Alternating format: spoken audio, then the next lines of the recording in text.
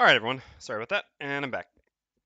I just wanted to, take the opportunity to have a small snack if I was able to, while in between scenarios, just doing setup anyway.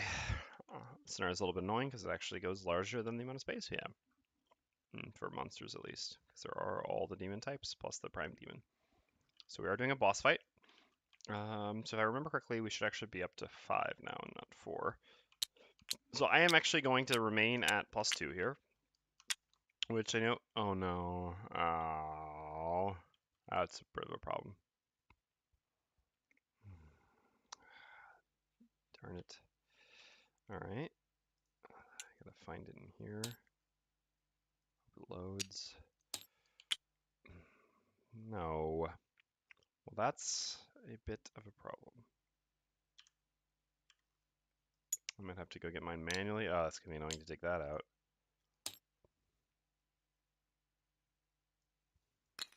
Can I just flip it over? No. Art assets are bugged. That's really annoying. Alright. Let's go find it online then. Alright, no, I'll just grab mine. The problem is I don't actually have a light in here. All the light bulbs are broken. Alright, give me a second.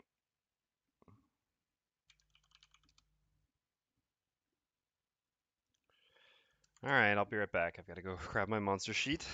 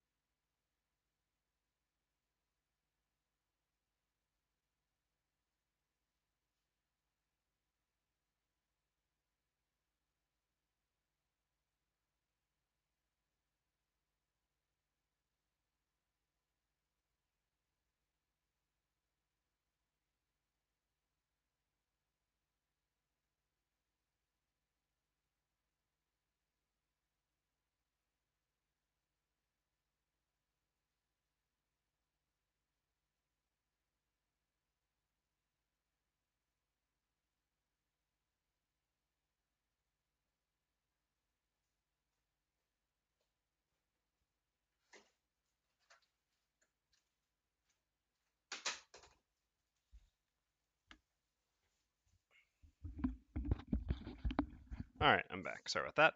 So yeah, basically, we should actually be up to. So we just gained a level in the Spellweaver, so that means we actually go up to 455 now, or 445, which means that our average is no longer level 2. It actually puts us up to level 3. So +5.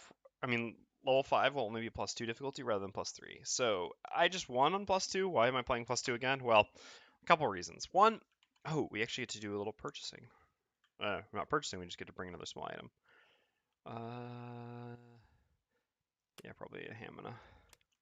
Hamina's not really necessary or helpful for this scenario, though, to be perfectly honest. Actually, yeah, let's just take a stun powder then. Oh wait, no. Yeah, we don't have enough. Even if we were to sell 10, 25, this is up to 35. No, we don't have enough still. All right. So no, I don't need a little token thing. Anyway, so we're at the very bottom of where we could possibly be in order to be at having level 4 be +2. I mean, sorry, level 5 be +2. Like we're at the very, very bottom level, the lowest possible level we can be on average between all our characters, or combined between all our characters, to have the difficulty, the scenario level increase. So that's one reason. So it's not really going to be a smooth transition if we go suddenly from 4 to 6. Second is this is actually a boss fight.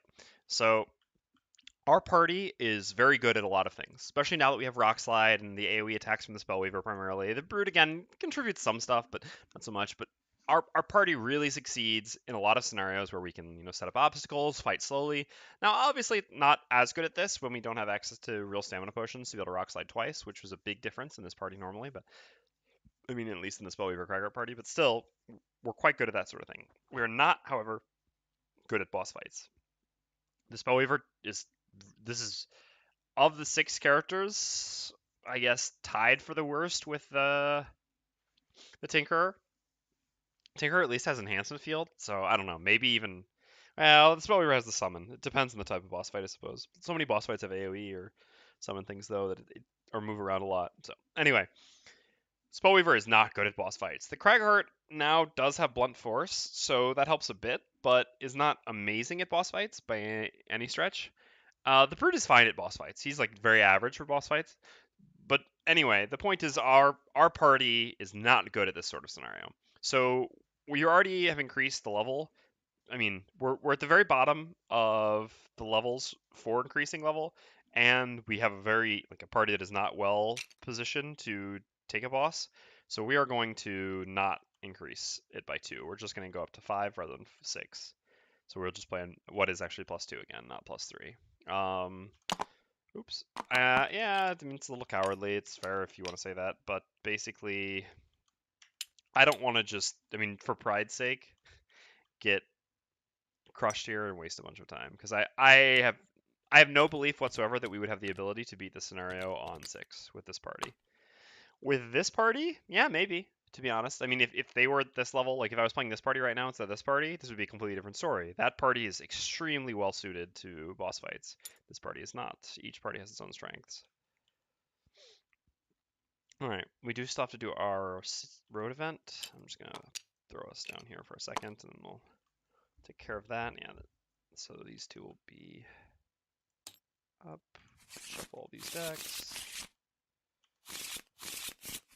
We have to do the boss deck manually, unfortunately. All right, let's do our road event real quick.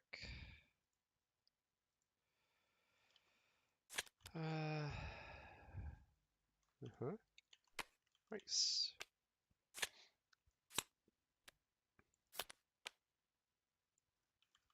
All right, so that's a good start at least. We each gained a bless.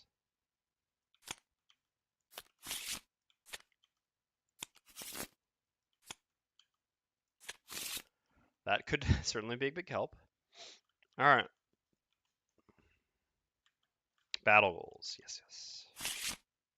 I did start the recording. Yep, I did.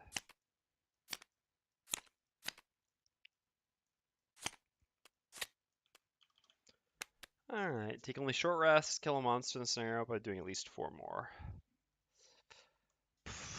Probably gonna take long rest before we go into the boss's room. So I guess we'll try to kill a monster by own overkill. It's not super likely, but I guess with the bless in our deck, it's twice as likely as it normally is, basically. Alright, and Craggeart, loot no money or treasure tiles, take only long rests. Well, we definitely won't take only long rests, so I guess we'll try to loot nothing. Did we get a check mark last time? We did. Oh my gosh. If we complete this, we'll have 2 free perks. Of course, on the class that cares the least about perks, but you know, it is what it is. Gain 7 or fewer experience, or 2 hit points or less at the end. Well, we'll go for 2 hit points or less at the end, because 7 or fewer experience is very difficult for us to do. Admittedly, our experience gain is not excellent once we go further and further into Cold Fire, but we still, I mean, we're probably going to Fire Orbs twice in the scenario, and that already puts us at 6. Alright, do we need to modify our deck at all?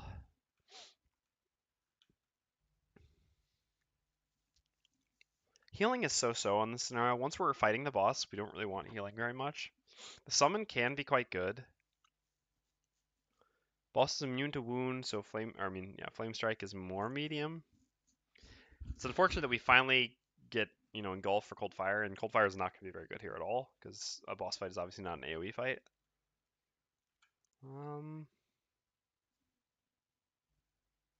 know if I should bring the summon. Hold on, I gotta blow my nose, sorry.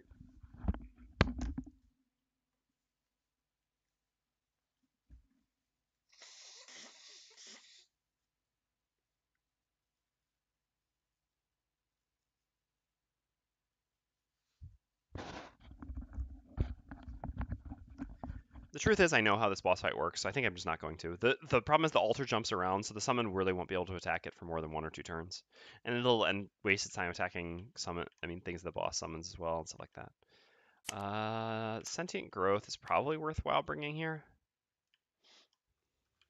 We don't really have any other good single target stuff. Yeah, I mean, Avalanche is our best, but still just a loss attack 5. It's not really where we want to be at. For this scenario, we definitely wish that we had enhanced this with Strengthen, because being able to strengthen ourselves and then use Blunt Force, well, I guess, and then like Short Rest and use the top. Big deal. What have we been bringing instead of this? I guess Crater is really not necessary here. There are no traps whatsoever.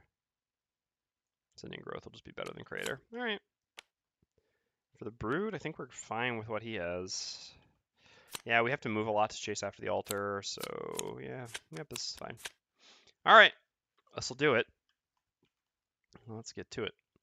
So, for 3 movement, this line here, so these 2 backspaces.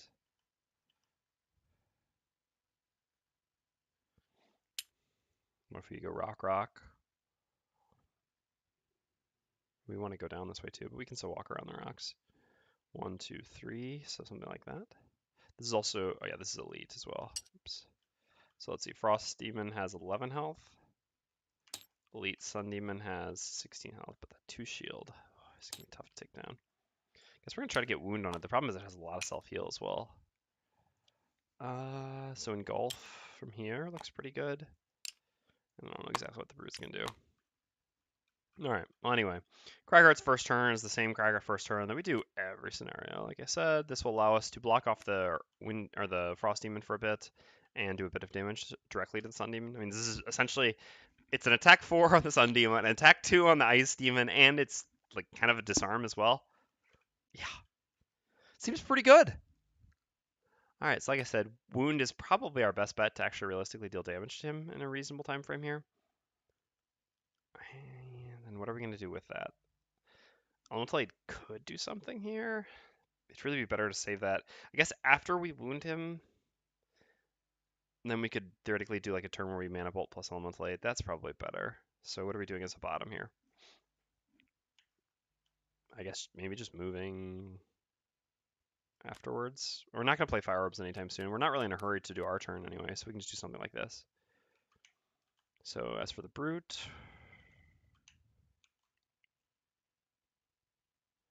we start here. If we start here, then we can do the full 4 like that. This is good in the first room. This gives us an attack 4 on bottom, and then we can do our disarm attack actually. So we go early, but then we go before 13, we'll take 2 damage from the obstacles. But that's probably worth it.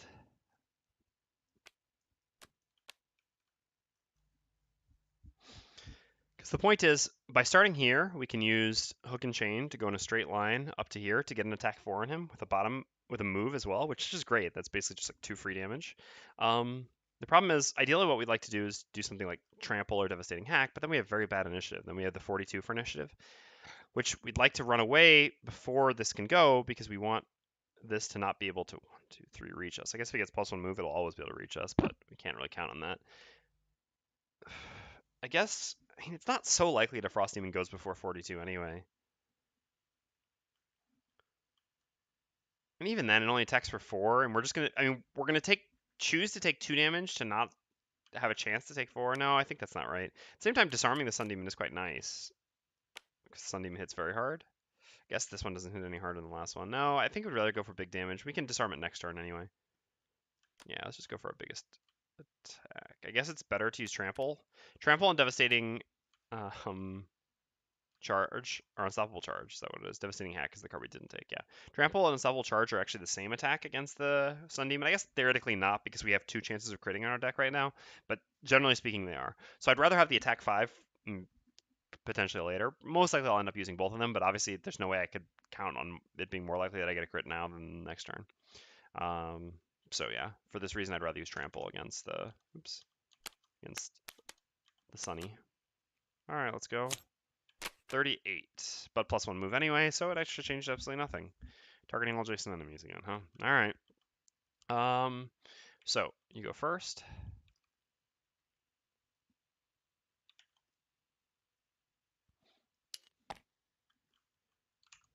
Just make sure something. Alright. So we're going to use the top of Rock Slide, creating an Earth, gain 1 experience, and drop some rocks.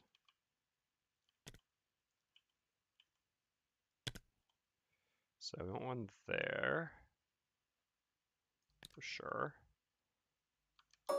Yes. Yeah, I mean, it still makes sense to put them here. This will force him to come attack us rather than going up here and attacking in here. This, if it goes down to here, this will be, I mean, I guess I'll have it moved to here. Well, yeah, it's melee and closer to enemies is better. But still. Yeah. Yeah, I think this is fine. I don't really think the rocks will be that in the way. It'll still be easy enough to walk around them. Alright, so 2 damage here. 2 damage here. No, you've got to be further up then. And we've got to move with unstable upheaval. I guess we need to move up. And I guess she'll move back after attacking.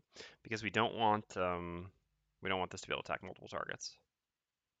So if the Frost Demon is going to go here. 1, 2, 3. Yeah, Frost Demon will go attack here, then the Sun Demon will attack here. That's how we split the attackers on our tankier people. And not let it get in a position to hit multiple targets. Alright, so we're done. So then the Frost Demon goes, +1 move, -1 attack, so attack 3. 1, 2, 3. So attack 3 on the Brute. Okay. So we'll take 2, because you never know, we might be able to heal. We don't need to use the shield right now. There will be more attacks. Okay, and oh no. Oh, that's why that's so bad.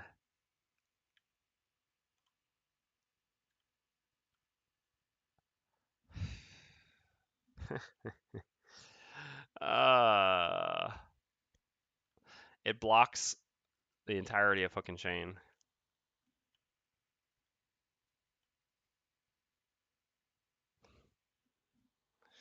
Oh, what a disaster. That is terrible.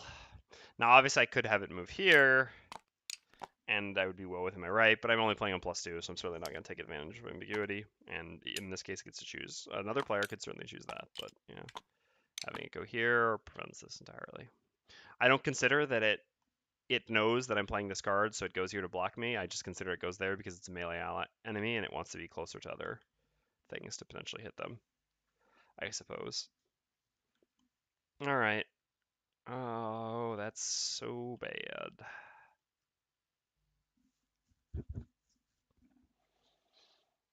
I don't think we want to use our boots here. I think I'm just going to make a range attack 3. So we go from making an attack 4 and an attack 5 to just making an attack 3. All because of that. All because he went 4 initiative before us. 3 initiative. I mean, if he'd been 3... No, yeah, if he'd been 4 initiative later, would have been fine. Alright, well, this is what it is. So we're just going to do a generic move 2 with trample. And we're going to make our... Oh, no, we don't want to let this actually... No, we can't, because then it's going to get to hit everyone. Guess we're going to do a generic move here with trample and make an attack 3 range 3 targeting the Frost Demon. Change of plans. Using the top of Hook and Chain, we will not be pulling, so we do not want to get retaliated. When a scenario which is going to be difficult starts even more difficultly. At least we can just kill it next turn. Forget this now. Of course, never the target we want to kill first. Okay, and then the Spellweaver goes, attack 4, range 3, creating a fire, targeting the Sun Demon. So, fire, Sun Demon. Alright, so attack 5, -2 for shield, so 3 damage, down to 11. And then with Fire Orbs, we just move back to here, because we do not want the Sun Demon to be able to attack multiple targets. Okay, and then the Sun Demon goes, so it cannot possibly hit multiple targets, so it just stays where it is. Attack -1, so attack 4 with advantage on the Cragheart. So 5. Okay, and that's the end of the round. So... Attack 5 kills the Frost Demon. Do prefer to go early. Don't need to go this early. We do want to save this to disable the Sun Demon as well while we wail on it. So let's just use this, I guess. This is our second earliest card. We can just use this as a generic move too. Put ourselves in a better position. Should be fine. All right. Forgot to get back on stable upheaval. Man, how do I forget that? I mean, like, I've even specified that I just want to do that every single time. Whatever. I'm. There's no reason to ever not do it the first turn. Whatever. It's too late now. So be it. All right. So we're gonna do this and heaving swing him into a rock, which just gives us a fair amount of guaranteed damage.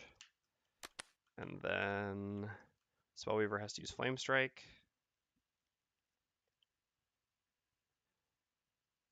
We didn't bring Flame Strike? Huh. Yeah, that's nice. So I'm setting up fire to use Flame Strike, which I don't have? What? Come on now. This is just... Okay.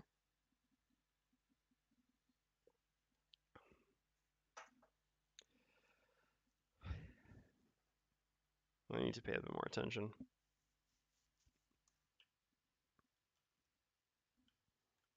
I still have to move to attack. Guess we'll use this to consume the fire we've created. Or the earth. I guess if we use this, we wouldn't have to move, but there's not really any advantage of that. We don't need to heal ourselves. And using Elemental 8 at 67 initiative is probably not helpful. So just do this, and what would we move with? I guess Cold Fire is never going to be good in this room, so we can just move with this. All right. Yeah. I mean, I remember why I brought it, but, you know.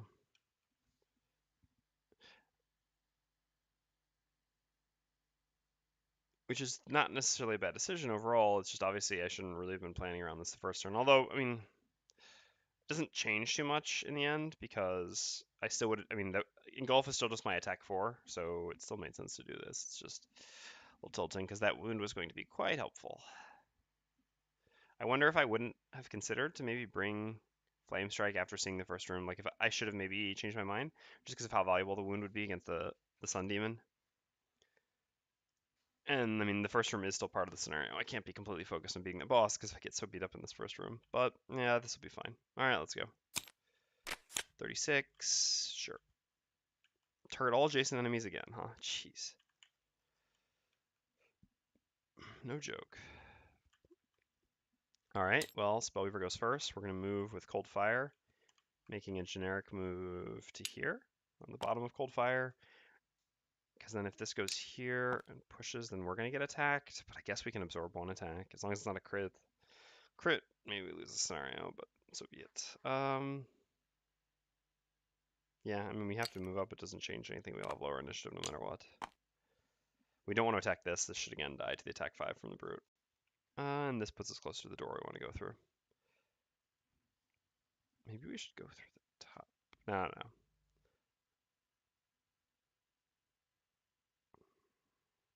Maybe we should. Maybe we should go this way. Well, this is still just close to that. Okay. Attack. So consuming the fire, I guess. Gaining 1 experience. We make an attack 3 against the Sun Demon. Alright. So 4 actual damage down to 7. Trying to make up for my bad decisions by giving me some decent flips, huh? Not that I'll complain.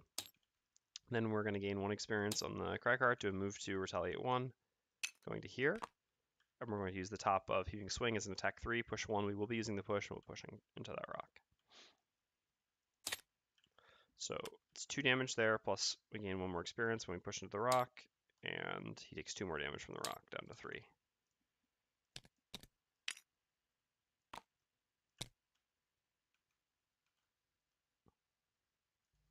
So keep this over here. So we have a very interesting question now, right? I guess it is correct to kill the Sun Demon. So here the Brute gets to make an attack 5. The attack 5 should kill either target. This has effectively 5 health left. This has 5 health left. Now the downside of going here and attacking this is if we don't kill it, then it gets to attack 2 targets. Well, I guess, yeah, 2 targets there, but we should kill it. Again, we have so few negatives in our deck. We really should be able to rely on getting a kill at this point. That's typically how it works once you've gotten rid of all the negatives in your deck, which is the best you can do. So yeah, we'll actually kill the Sun Demon again. Sun Demon has 1 higher attack and attacks with advantage, so it's just more threatening than the Frost Demon, and the Frost Demon is muddled. Generic move 2 at the bottom of Spare Dagger to there. Gain 1 experience. Use the top of Unstoppable Charge and attack 5 against the Sun Demon. Whew, God. I'm always so scared on these. Just on TTS. In real life, it was never like this, but in TTS, I just don't believe. I don't have the heart of the cards, which I guess is what TTS knows and why it does me like this. All right, so that's good. At least we managed to kill the Sun Demon without any threat. And the Frost Demon goes, moves up here, makes an attack 4, disadvantage because of the muddle against the Spellweaver. All right, so 3. That's fine. It's a pretty fortunate turn overall. So now we just need to kill this Frosted Demon. How to do that?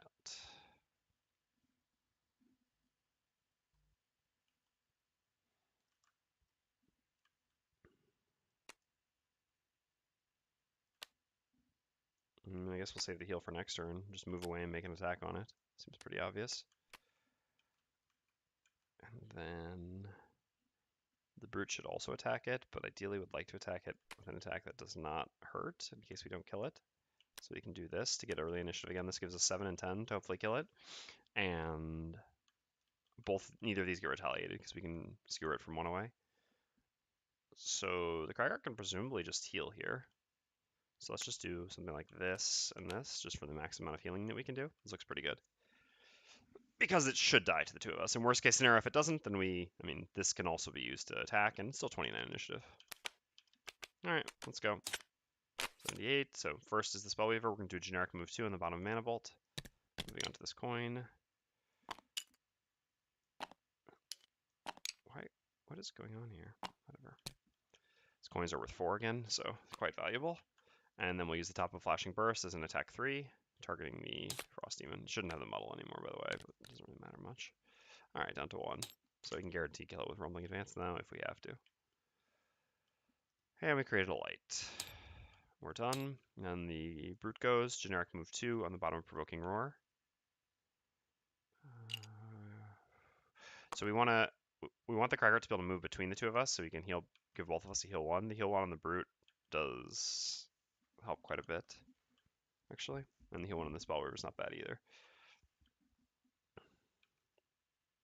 I guess we don't want to leave the coin behind either, though.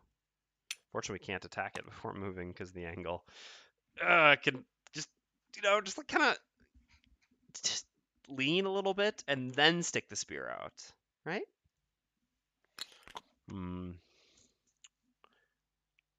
How important is getting the coin here? It's pretty valuable. 4 gold. It's going to be a tough scenario. Let's not be greedy. Let's focus on beating this scenario. I would like to beat it. All right. So, oh no, but I can't go here and skewer him either. I'm an idiot. So if I go here, then the Cragheart can move there. It's further from the door, which kind of sucks, but it's... Oh no, I can go here. Duh. All right, so we'll go here, skewer this guy. So we gain 1 experience from this. We use the bottom of Provoking Roar to move. We use the top of Skewer, gain 1 experience, which is an attack 3. Tick, that. All right. Nice. So we're done. Then the Cragheart goes. Move 2 with Sentient Growth, doing a heal 1, affecting all adjacent allies. So heal 1 on the Spellweaver, up to 8. Heal 1 on the Brute, up to 15. And then we're going to use the top of Rumbling Advance as a heal 4 on ourselves, up to 15 as well, and create an Earth. Alright, nice. So Spellweaver is going to go late and heal an ally, presumably. Since she has no attacks anymore, which is fine. Cragheart needs a bigger move. It's not likely we play... I guess it's more likely we play this than this anytime soon. So move and range attack. And the Brute. Big move, big attack. Yeah, we've still got our boots too, since we didn't have to waste them in the end. Big move, big attack. Alright, this works. Give me a sip of water.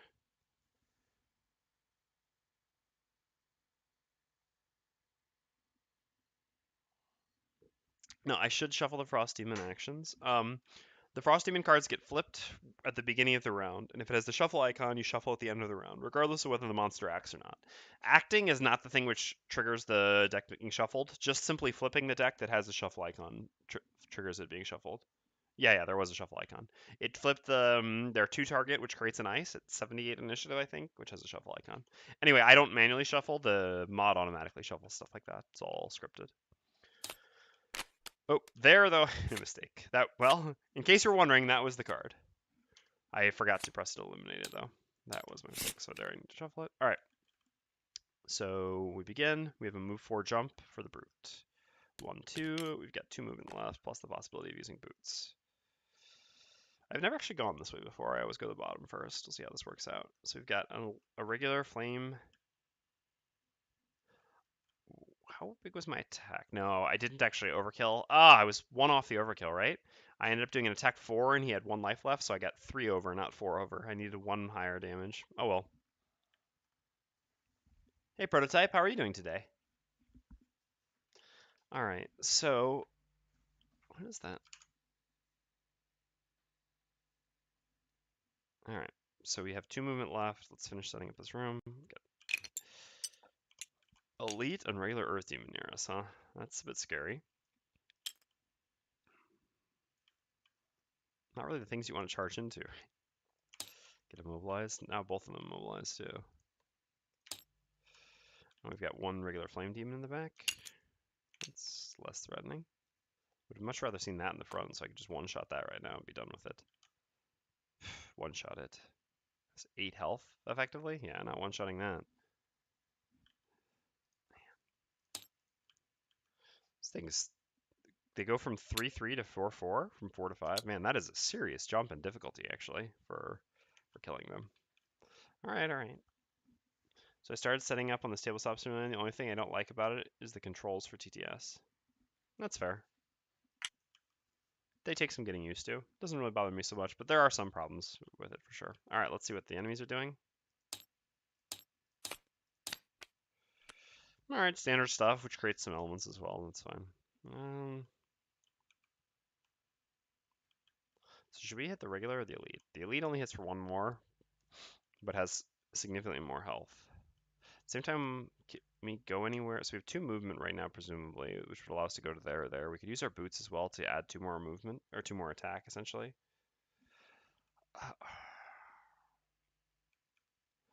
What is this range? 4 and 4? Yeah, I mean, it's always hitting us no matter where we go. All right, it makes more sense to hit the regular. Should we go to the other side of it then, is the question. Well, we want the Spellweaver to be able to heal us. Spellweaver doesn't want to have to expose herself necessarily. So it's maybe better if we could just like... Oh man, opposing strike. Where are you now? What are we doing next turn?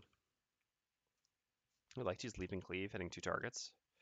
So I guess it would be best if we go there, because then this one will move to here, and then we can Leap and Cleave both of them. And the Spellweaver is going to have to go to here to heal us. It's not ideal. So this is the other issue. This is like kind of the ambiguity stuff again. Oh, it drives me insane, right? So we could go here, and then this goes here or here to attack us. But here it's closer to other enemies, so I would normally have it move there. It would be nice if I could have it move here, because then I wouldn't even need to go further to get the Leap and Cleave on 2 targets. Otherwise, same thing. If I go here, this should go here. So I either have to go to here or go to here in order to be able to Leap and Cleave 2 targets. So I guess I'll have to go to there, because I do want to hit the regular, not the elite. All right, so we'll move. So we had 1, 2, 3, 4, and then 5, 6 by using our boots to get 2 more movement. So that's 6 with balance measure, giving us 1 experience. We make an attack 6, targeting the regular Earth Demon. All right. 4 damage, down to 13. So then we're done. Next up is the Flame Demon. He has range already. Creates a fire.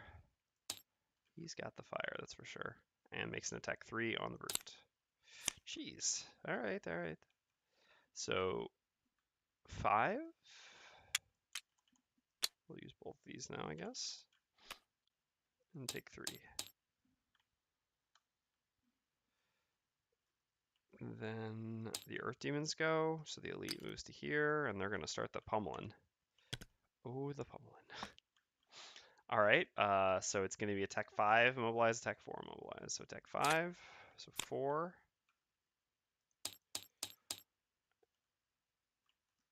And then attack 4, 5. So 5 was 4 and 4 was 5.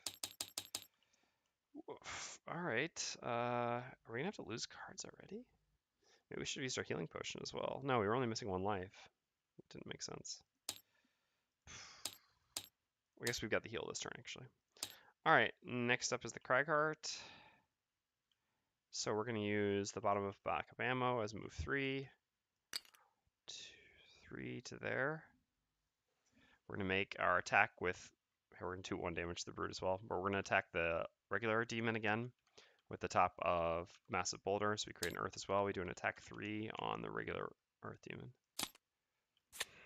Come on now. And 1 damage to the Brute. And then the Spellweaver goes, we do a move 4 jump.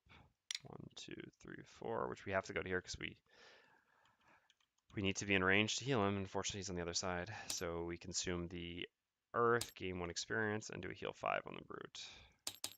Doesn't put him still to a very comfortable life total.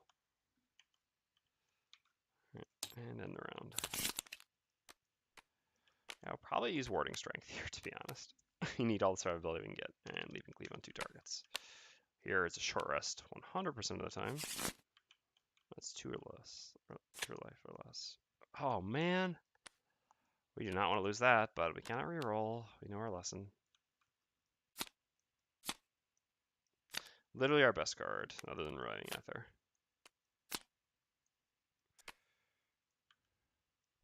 Why is this what we used to move? No, we just had it over here. Oh yeah, because we never got cards back. That's why.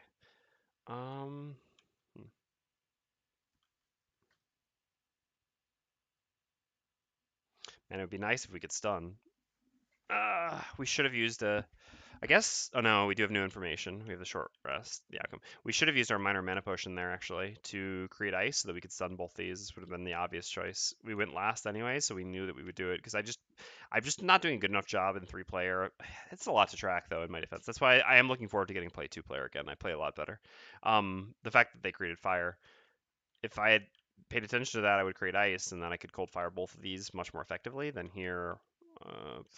Otherwise, I have to have the Cragheart go before me. Similarly, if I had had him just correctly use the Hamina potion to get back Unstable Upheaval, this could be better as well. But similarly did not do that either.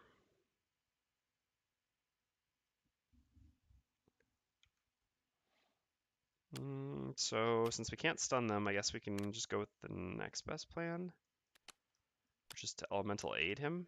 The annoying thing is the regular will actually attack us rather than him, but it'll still protect him from 2 attacks. And we'll just, I guess, consume the element to make an attack. A disadvantaged attack. Man, we put ourselves in such a bad spot by not creating that ice. That's such an enormous deal.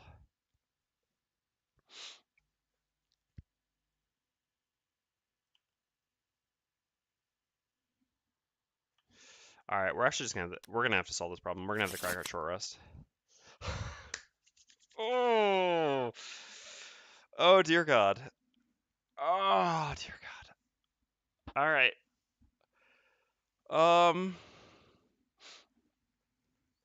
We moved on to scenario number 21. Purry. All right, we got to reroll. So the cards we cannot afford to lose: Blunt Force, Unstable Upheaval, basically. All right, Sentient Growth is fine. So we had to short rest early here because we just have to get Unstable Upheaval back. This allows us to do everything we want to do here to fix the problem that we've created here by not paying attention. So what we're going to do now is we're going to use Unstable Upheaval to go early. I don't know what top we're going to do yet. This allows us to actually go at 20 with Frost Armor to use this as a generic move 2 to move away, and then Cold Fire the 2 enemies.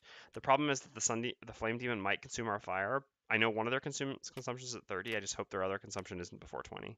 Otherwise, we should be able to do this at 7 if we've done everything correctly. 20 will still be before the Earth Demons, which is the most threatening thing here. All right. So for the Crag, definitely the bottom heal. Oh, but we don't want to use the. No, we need to use Unstable Upheaval for initiative, so it's not the bottom heal this turn.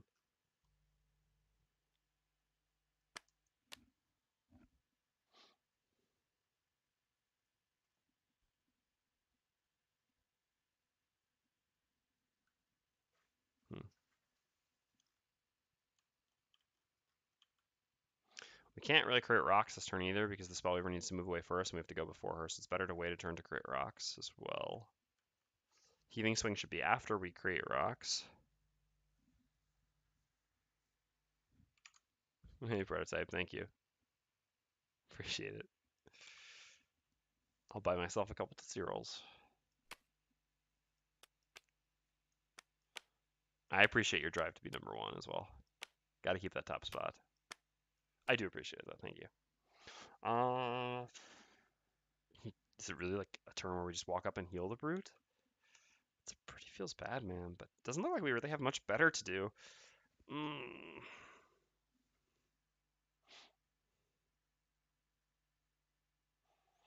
We can always use Massive Boulder, but the problem is this damages the Brute. Don't love that. At the same time, we do actually have to start killing them. This has 13 health. God, they have so much health. How do you have the map tiles? They on this mod they don't fit very well together. You just basically try the best you can. Sometimes they won't fit together very well, and you just have to have them overlap a little bit or sit a tiny bit apart. Otherwise, supposedly according to the author, you can mess with the scale of things by putting it up and down a little bit, and this makes it a little bit easier to fit some of them together. But I generally don't mess with that. I haven't found it to be worth it.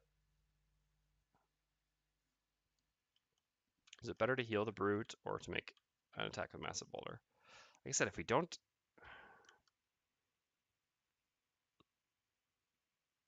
ever kill any of these, we're going to be in trouble. If we can kill the regular one, then we can theoretically immobilize the elite, which makes it a lot easier for us as well. Or disarm the elite, etc.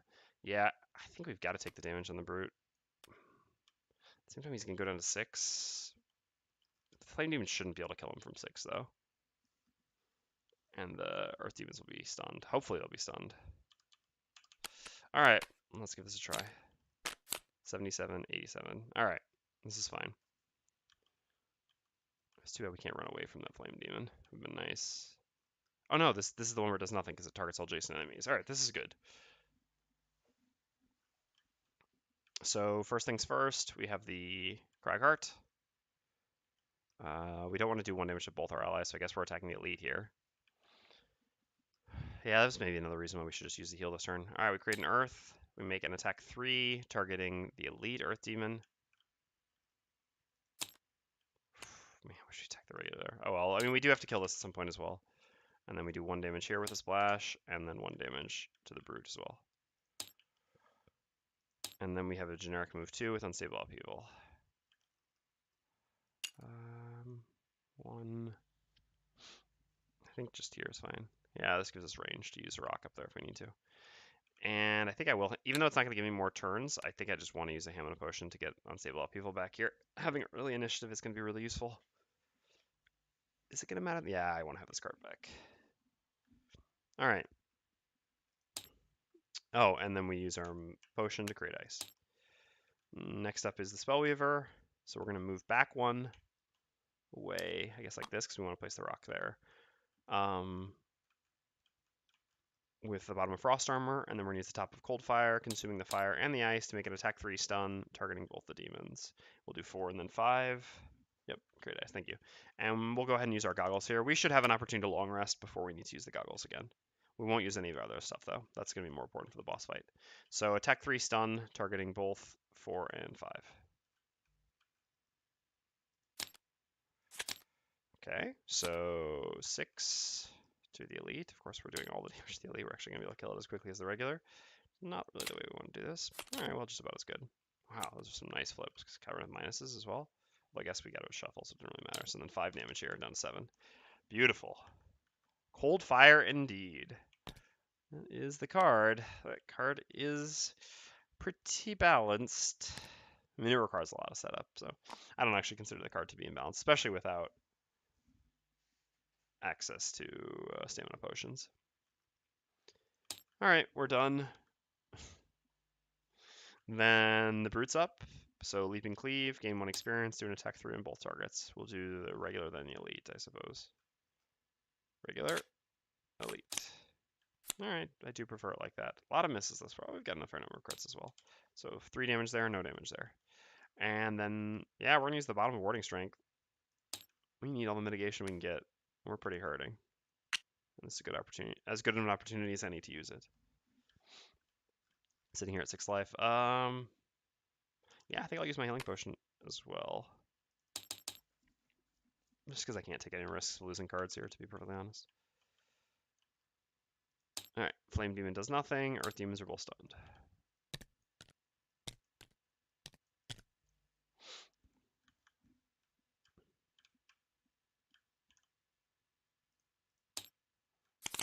As much as I want to short rest at some point, it's not yet.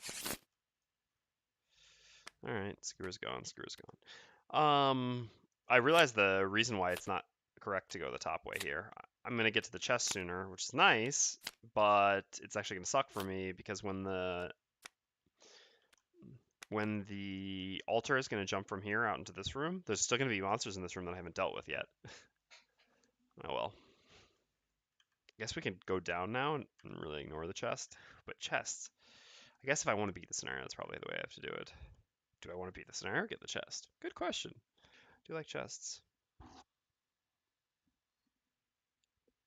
Alright. So what's our plan here? How do we deal with these guys? Wish we had engulf, that's for sure. There is an element to use. It's earth.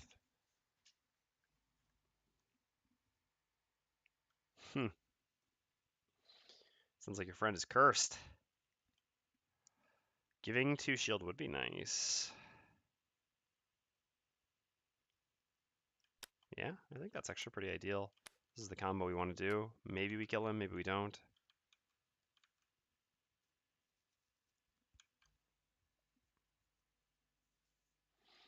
And the Brute can actually leap and cleave both of them with good initiative as well to make sure that it dies. Yeah, beautiful. And then the Cragheart can...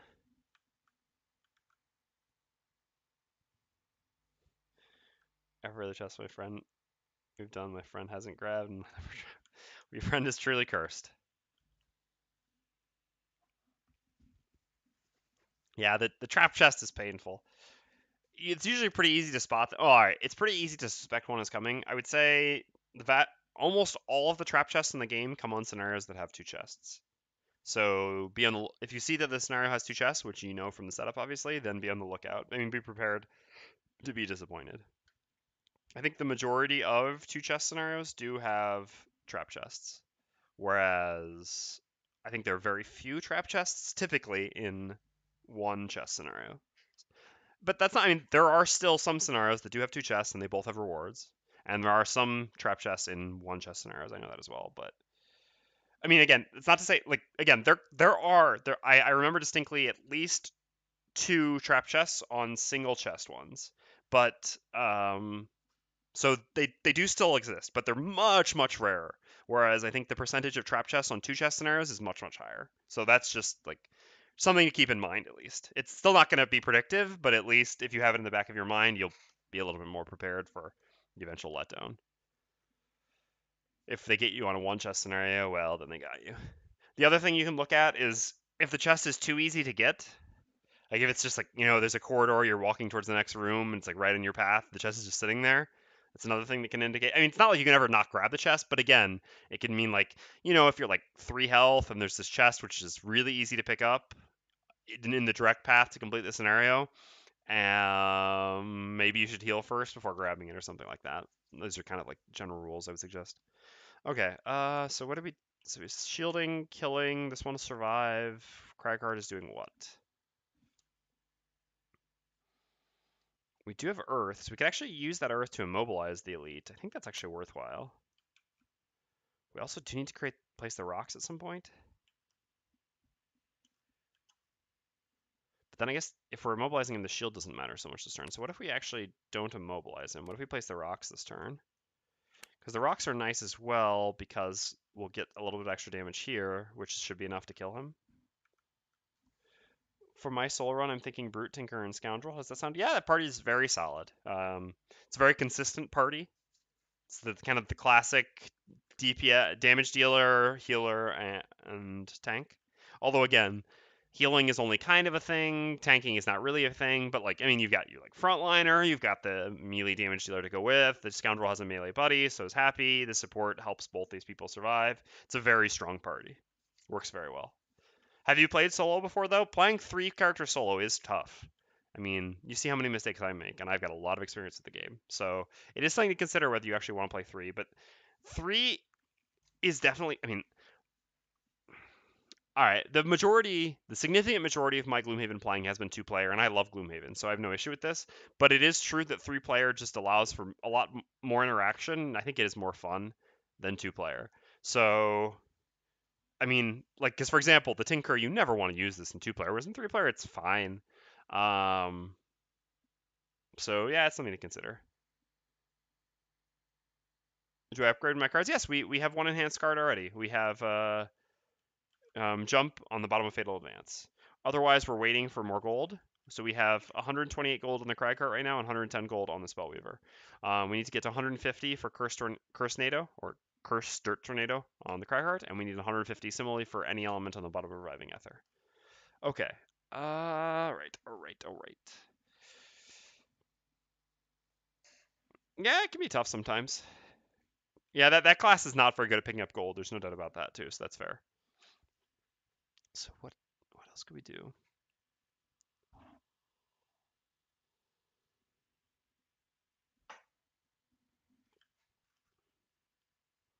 27 is actually early enough. What if we do this instead? This allows us to even make 2 attacks on this guy because we don't need to move actually if our plan is not to immobilize him.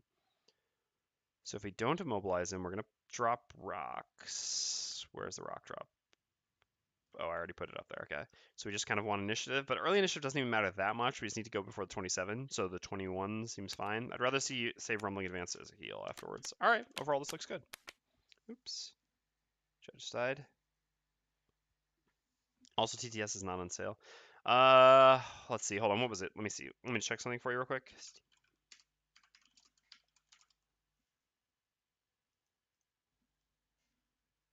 So the next Steam sale will be the autumn sale, which is supposed to be, it's not confirmed, but highly suspected. It'll start November 22nd. So that's in 15 days. So I'm sure it'll be on sale during the autumn sale. So if you wait 15 days, you should be able to pick it up on sale, which is usually at half price. Okay, let's do it. I think our plan looks good. Nah, no fire, so it doesn't really matter. This is just an attack, and this is just, yeah, attacks as well. All right, Spellweaver first. We're going to use the bottom of Elemental Aid to give the Brute 2 shield this round, and we're going to use the top. So since the rock 2 damage plus the 3 from Leaping Cleave, we should kill this one. Again, only a -2 or miss won't, so we should count on it dying, really. So we'll actually just do damage to the Elite. So we'll make an attack 3, consuming the Earth, gaining 1 experience, using the top of Mana Bolt to attack Elite Earth Demon rather than the regular. All right, +1, so 4 damage, down to 8. So I generally prefer to avoid. I mean, I can answer this question. The reason why I don't normally go over that stuff, because there's a ton of flavor, is simply so that it doesn't spoil the story. This stream is more. I mean, like you do see the progression of our campaign, but it's more meant for like a gameplay perspective, because obviously people like to find out the story themselves. But I don't mind answering that question. If anyone doesn't want to hear it, just mute me for the next 1 minute while I explain this. But basically, we were dealing with this cult in the beginning, and we're trying to investigate what's behind the cult, and we found this. When we went down and cleared out one of the crypts, there was this altar which had like a portal into another dimension, and we went through the portal. And on the other side of the portal was the last scenario we just did, where we fought a bunch of demons, apparently on their home plane. And it turns out that they're being led by this prime demon, and he gave us the option to work for him, and we said no, and now we're here to kill him. So that's basically the flavor. So this is the prime demon's place. Just want to see where that rock is. yeah, that's true, like you said. All right. So if anyone, yeah. I'll just type this out. Story spoilers over.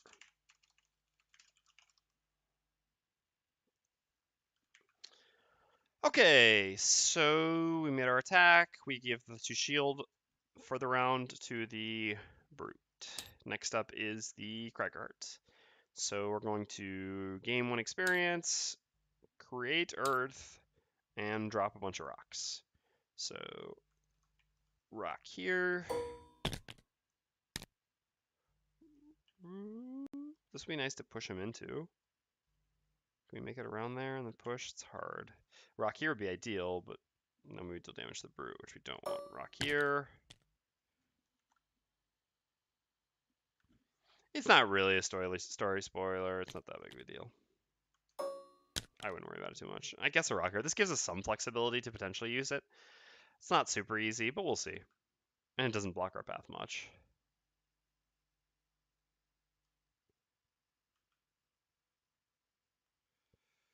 Yeah, I think that's fine. All right, so 2 damage here, down to 6. 2 damage here, down to 2. And 2 damage here, down to 2.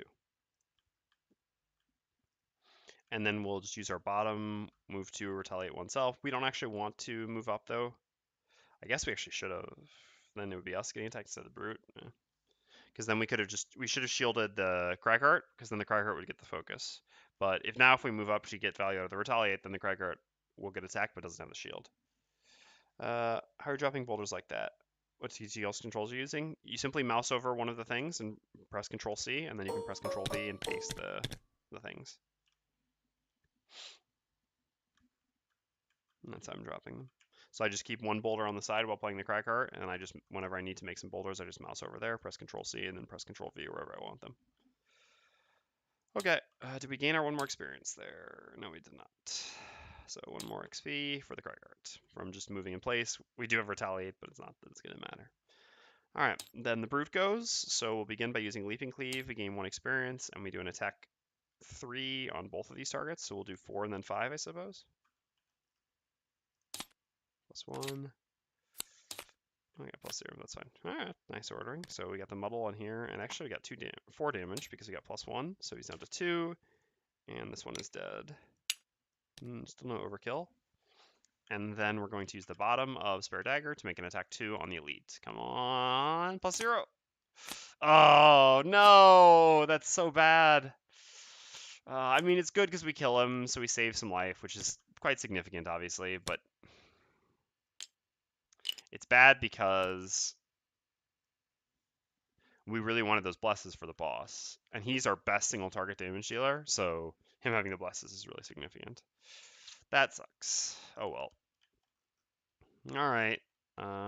We killed him, and unfortunately, we don't even get the overkill because it was still just a 4. Did he donate to the Great Oak Tree? Did I put him on the Great Oak Tree? Or are you talking about me? No, I have not donated at all yet. I care more about my enhancements for the time being. Okay, so the Earth Demons are eliminated at least. So now the Flame Demon goes and simply makes an attack 3, targeting 1, 2, 3, 4. 1, 2. Yeah, the root. So +0, so it's just a 3. He has 2 shield from Elemental Aid, so 1 comes over here and uses 1 charge of Warding Strength. Oh, yeah, the blesses, yep. Yeah, blesses were from the road event. Sorry, I didn't even think about that. I'm an idiot. I am a bit of an idiot sometimes. Okay, so we should grab these coins, right?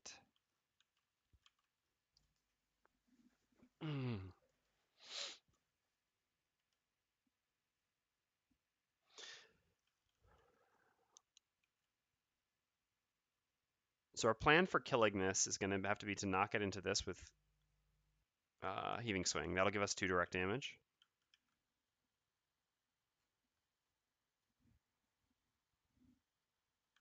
Oh yeah, I don't pick up coins to cry. Yeah, good call. Thank you, Isio. You're right. You are right, friend. So we just need to do a move. So we'll do, this is pretty good too. So we can do 1, 2, 3, and then 1, 2, 3 gets us to push him into the rock. All right, so that one plus top heal. And the brute, what are you doing? Trample can kill, but we'd have to get a +1. Otherwise, we take a bunch of Retaliate for nothing. Yeah, 2 check marks is quite good, especially because we have 1 check mark already. I am actually incentivized to try to do this. Yeah, I mean, I guess we want to keep this in our hand. That way we have the option to short rest if we want to. Although we probably end up long resting. So the only question remains, should the Brute try to kill the Flame Demon with Trample? It's an attack 5.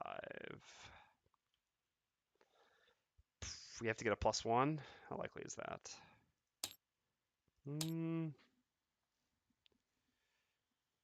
So it's Heaving Swing. It's one of his X cards. It's an attack 3, push 1. You may push the target into hexes containing obstacles. In each case, destroy the obstacle. The target suffers 2 damage, and you gain 1 experience.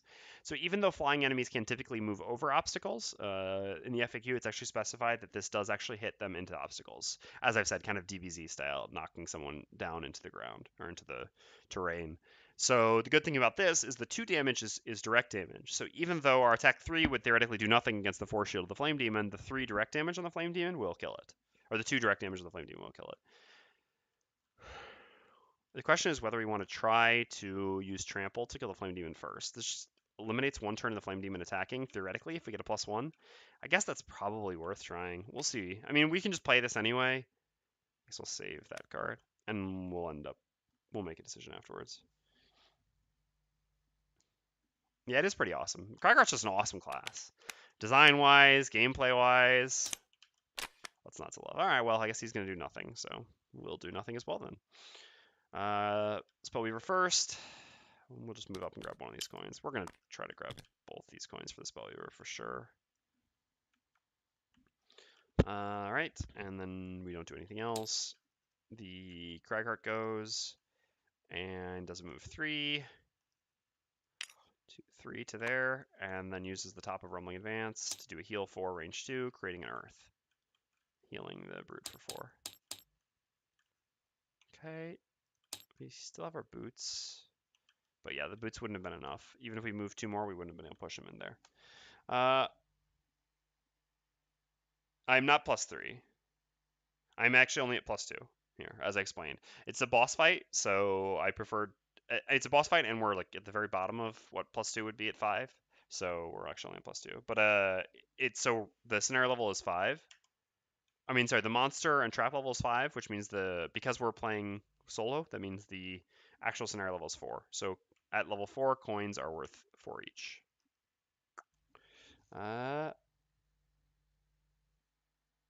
So yes, each coin is worth 4. So yeah, the coins are quite valuable here. But the Spellweaver needs them just as much as the Cragheart does, so I'm happy for her to get the opportunity to pick them up. All right, so the Brute, we've got to move 4. We don't want to move next to this because it's going to attack. So 1, 2, 3, 4, like this.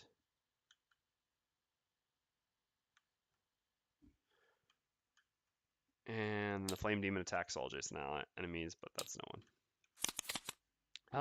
So long rest now or long rest later? Might as well long rest now. I think it doesn't change much whether we do it now or later. We're not needed for this killing anyway. So we go with this. This is the only way we can really get there. We could use our boots. We're going to long rest anyway. By using our boots, we get better initiative to make sure that we kill the Flame Demon before it goes, which is actually pretty significant. If you're +2, how are you playing level 4 with Monsters 5? Wouldn't it be Snare level 3 for +2 into level 5? So yeah, we're Snare level 3. So +2, I just combine the +1 that we get from playing solo and the +1 that we get from increasing the difficulty. So the scenario level is only 1 higher. The monsters are 2 higher. I just abbreviate it this way. This is why I use +2 rather than saying hard or very hard or something like that. The monsters are 2 higher than our average level. That's what I mean by +2. I don't consider that the solo bump... Well, it matters a little bit, but it doesn't matter so much. Like, when we play 2 people, my fiance and myself, we always know each other's initiatives, even without telling it. I mean, you just familiarize yourself. So I don't consider that the solo difficulty... I mean, like, I don't think solo makes things 1 difficulty level easier. So I don't... I mean, I still do use the rule because it is the rule, but I don't dwell on that too much, is I guess the best way I can put it. So we don't really have anything to do here.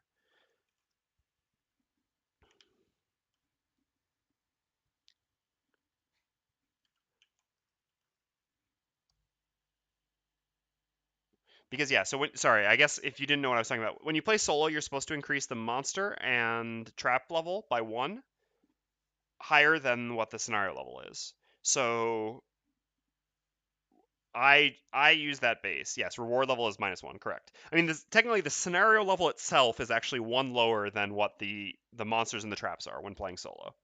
So this means that things that count the scenario level, which is usually your allies, they have less health, and your rewards are less, basically, relative to the difficulty of the monsters and traps. Although difficulty of the traps, I mean, traps are more beneficial than painful, usually.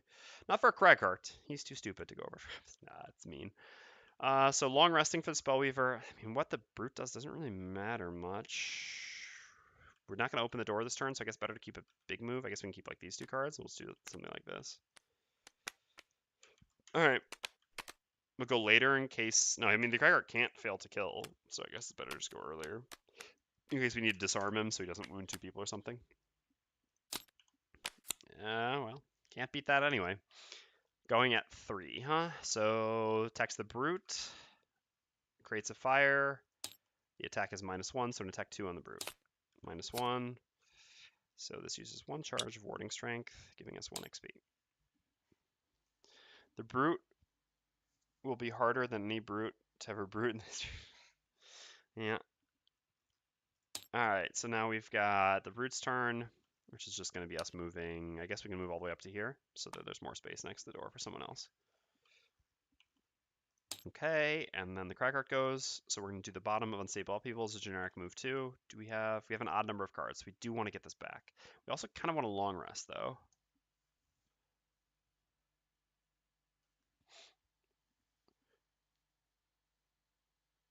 Ah, but that's pronounced different. I mean, it's written differently, you know, right? This is actually, oops, sorry.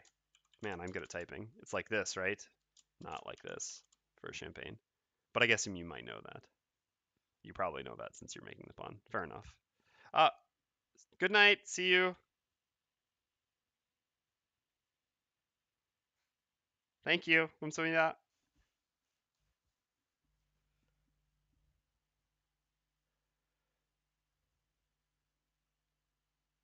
You could also say what kind of cider. I actually prefer cider to champagne, and I really like Brut cider. So interesting, Puri. Where are you from? Because I'm not sure that's something most North Americans would know that term. Maybe. I guess if you drink champagne a lot.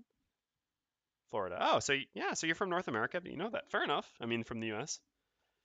Because honestly, I mean, I guess I was just never really a champagne person, so I didn't actually know about that term until coming to France. Fair enough. Yeah, I guess I'm just not a champagne person. I love wine. I mean, red wine, but champagne's not really my thing. Yeah, I think we do want a long rest, not in 1 more turn. So I think there's actually no value in getting back or using the Hamina potion here, even though it gives us an extra turn. So we're just going to use our move 2 plus our boots to get move 4. 1, 2, 3. We don't need to move more than that. So then we make an attack with Heaving Swing. We do have to flip, which is unfortunate because we run a risk of flipping our Bless. Please no. Okay. So the attack does nothing, but we have the 1 push, which pushes him into the rock, which kills him because he has 2 life, and it does 2 direct damage, and it also gives us 1 experience. And puts another coin for the greedy Scoundrel Spellweaver to pick up. I recently returned from my honeymoon. Ah, fair enough. Ah, that's nice. I was a Parisian for 5 years. Where in Paris did you go? How long were you there? I mean, I've been to all those places, but Paris is the one I can talk to you the most about. I love Paris. Okay, and then long rest for the Spellweaver. It's 2 life back. Let's us choose the card to lose. 6 days solo. Okay, not bad. So you got to see a fair amount then.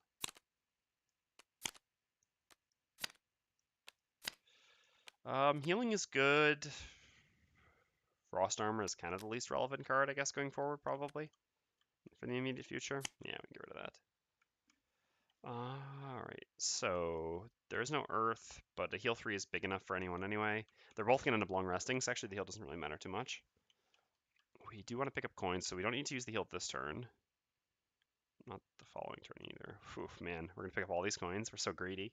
But man, those enhancements are such a big deal.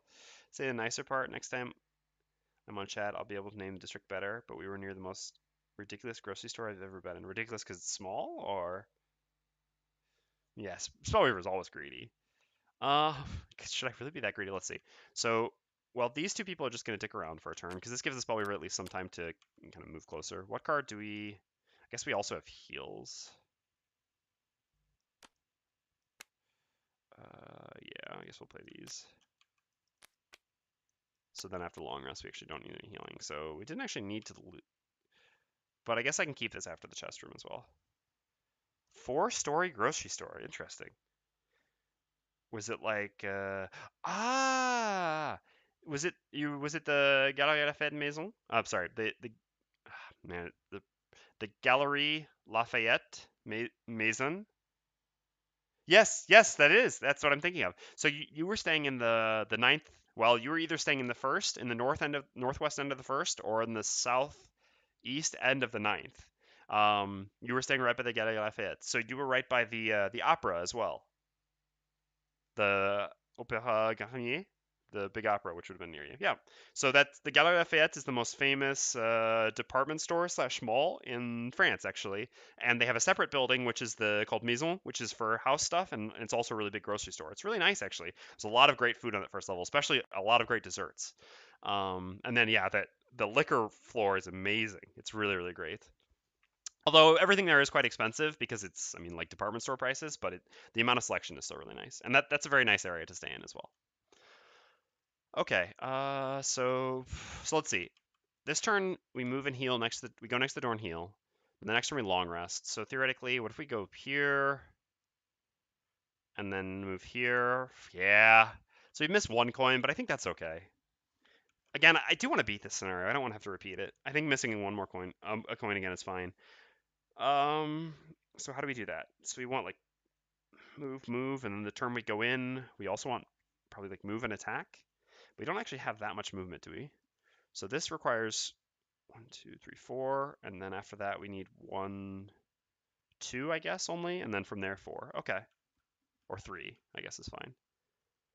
So then we can use this for movement and this for attack the turn we go in, because this is generally the safest attack since it's at least an attack 3. All right, so for this turn we need to move 4, so that's got to be this. The other card that we play doesn't really matter so much. I guess we can keep this as an option for the turn we go in. I mean, we'll keep these 3. We'll see. I guess we have to keep... No, these 3 is what I meant. So we can get rid of one of these for now. Save the heal for later when we're actually in range, I suppose.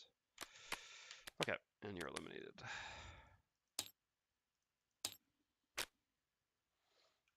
Alright, so the Brute's just going to stay where he is. He has nothing to do there. And then the Cragheart goes and uses heal 2 from Nature's Lift, healing himself for 2, healing the Brute for 2, and moving adjacent to the door. And then the Spellweaver goes and uses a move 4 on the bottom of Arriving Ether. 1, 2, 3, 4 to there. Oops. Cragheart's always trying to steal all the money. I mean, admittedly, it is his personal quest, right? Alright, so long rest here, and the Spellweaver moves closer. So I guess now is the moment of truth. Yeah, we should play these 2 when we go in. This gives us the most movement we can still have while also getting an attack. I mean, I guess the other option would be to try to play these 2. This gives us more movement but a slightly worse attack. But we could try to rely on using an element. But who would create? I mean, we'd have to get an enemy element, or we'd have to use Massive Boulder right when we enter. I'm not sure the way we want to do it. No, this will be safe. So we'll be 1, 2, 3, 1, 2, 3. Yeah, I mean, this hits everything except one row of the room. We should always have an enemy to hit. This is a fine combo to use. So we use these 2 now. All right. So we just use 1 as a generic move, 2, and then we theoretically can use the other top 1 as a heal. Just to be like, hey, I got you, pal. But really,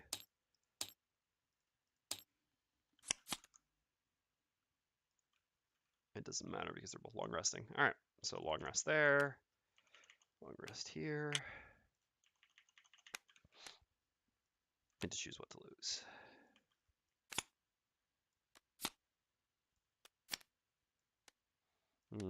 It's almost, no.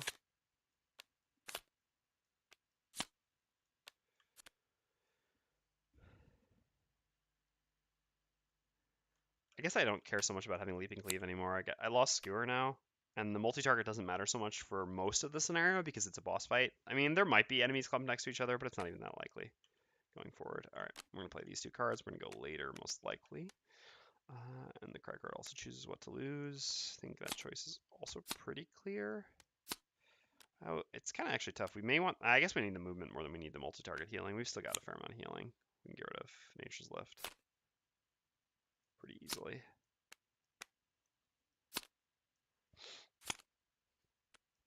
Okay. So, big move for the Brute. So again, we can hit everything except the back row. No, we can hit anything. So big move.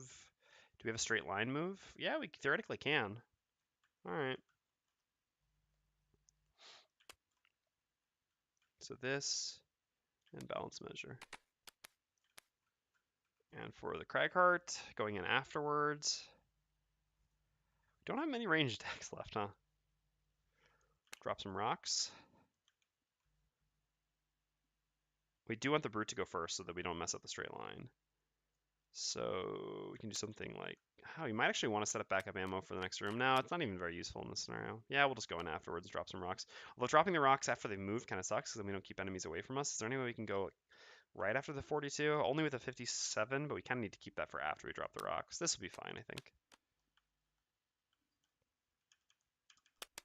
Okay, this works. Let's go. Brute first. We have a move 4, and if the movement was in a straight line, perform attack X, where X is the amount you moved. We may or may not get that. We'll have 1 here, and then we'll see. What? There are no enemies in this room. Well, that was a mistake. I didn't actually know that. I've never gone into this room first, so. I wish I hadn't spent so much time setting up. 2, 3, 4. Sure. I won't move to the chest yet. All right. 1, 2, 4 for the Spellweaver as well. Yeah, I messed up pretty badly with this, but oh well. I mean, we are supposed to play the scenarios as we haven't played the move 4 in here, for sure. And then we have rock slide. We can do move 6 in a straight line, which allows us to go to there, or we can do move 3 to here. This is 1 closer to the door. 1 further away from the chest, but we can't pick up the chest anyway. Too bad we weren't here, then we could have straight lined almost all the way down to the door. That would have been beautiful. So we move like that with backup ammo. And I guess we'll use the top of rock slide to gain 1 experience. Create an earth. And we'll drop some rocks behind us. I guess we'll place the rocks before leaving. Now we may actually want to have some rocks in this room, right? Place like 1 here.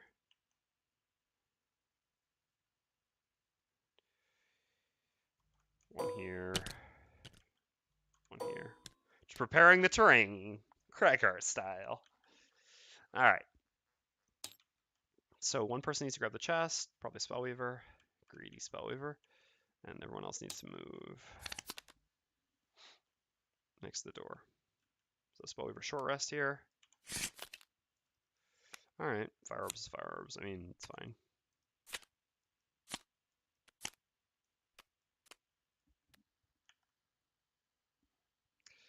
Ooh, I like that. Gain 500 gold. That would give me all my enhancements. All right, so move next to the door, move next to the door.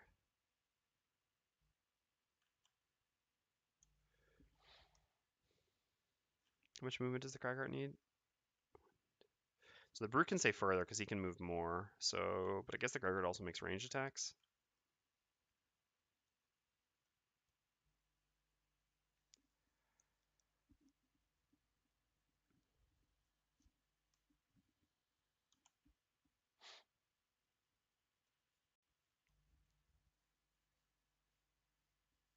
I also kind of want to have rock earth set up for the turn I run in, so I can blunt force right away. So what if we play this to create Earth? And then we'll use this, and then this will give us enough movement. Yeah, that seems fine. What will we do? Yeah, I guess then we have Heaving Swing to attack afterwards or something like that.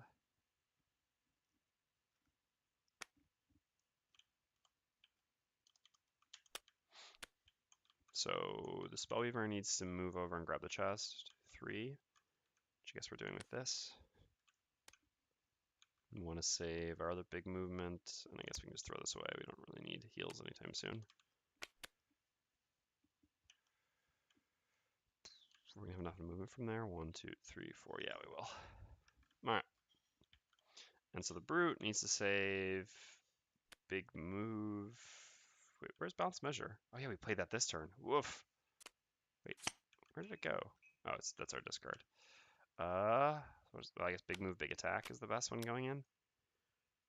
You can just get rid of like these 2 cards, which are pretty insignificant going forward anyway. All right, let's go. So Brutes first, move 2. Again, I want the Cragheart next to the door, I think.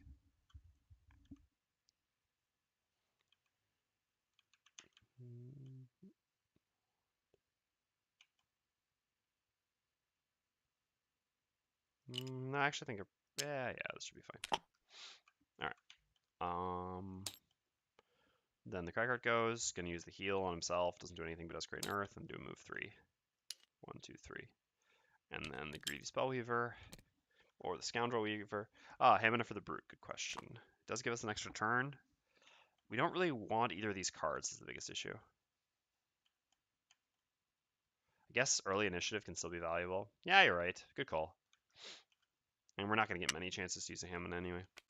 Yeah, worthwhile. Good catch. Thank you. Fortunately, we couldn't Hamina here. That's fine. We can Hamina unstable. We've only got 1 Hamina charge left. Thank you, ECO. Appreciate it. Takes some getting used to playing with Haminas. You're much better at it than I am. You've been Hamining behind my back. All right. Chest 15. I believe it's pretty good, this item. I hope. Oh, this item. Oh, this item. This is one of the most broken items in the game, actually. All right, well, we're about to spoil item number 45.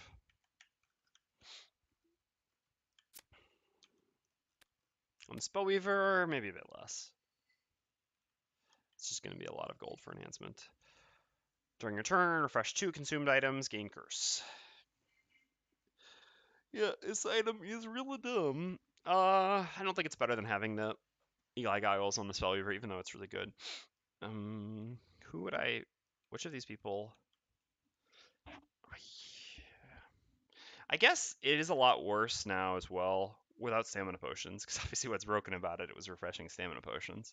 Because I was like, yeah, this Cragheart, that's worth it, because I can just reuse stamina potions and replay Rock Slide some more. But then I realized, no, I have Hamina potions, not stamina potions. I can't spam Rock Slide. Man, stamina potions just break so many things in the game, and not having them really changes dynamics, but that's okay. All right, well, that's a very nice chunk of gold, so I'm super happy to have that. All right, so let's go in. Shall we? Punchy punchy. Bigger movie. Big attacky.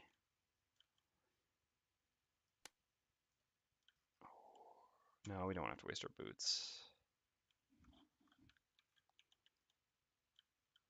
What can we do? Yeah, big move.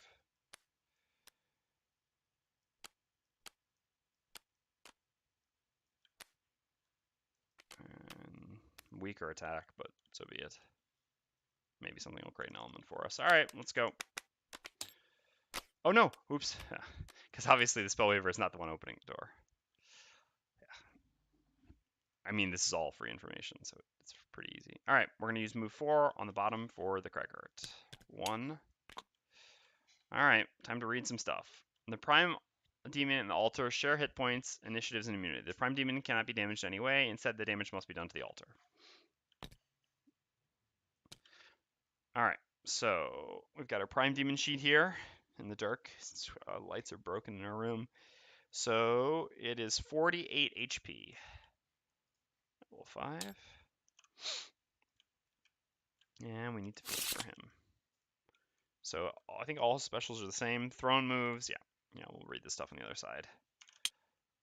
Yeah, I mean, not clearing this room first is definitely a strategic mistake, but we did get the chest. All right, the altar jumps the next hex in the order A, B, C, D, and then back to A. If the hex is occupied by a figure or another overlay, that figure or tile is moved to the nearest unoccupied hex. If the altar moves into an unrevealed room, that room is immediately revealed, opening all doors between it and other revealed rooms. The altar then summons one normal demon for 2 characters or one elite demon for 3 or 4 characters. The type depends on the location. Prime demon then performs move +2, attack -1. This is the same except that the demon summoned is normal for 2 or 3 characters or elite for 4 characters. This is special 1 that we got though. Nice. So we get the special right away. The dream was to not get the special. It was to be able to get the boss just doing nothing for a turn. I mean, attacking for a turn, so we could beat up the altar before it jumps away. Oops. And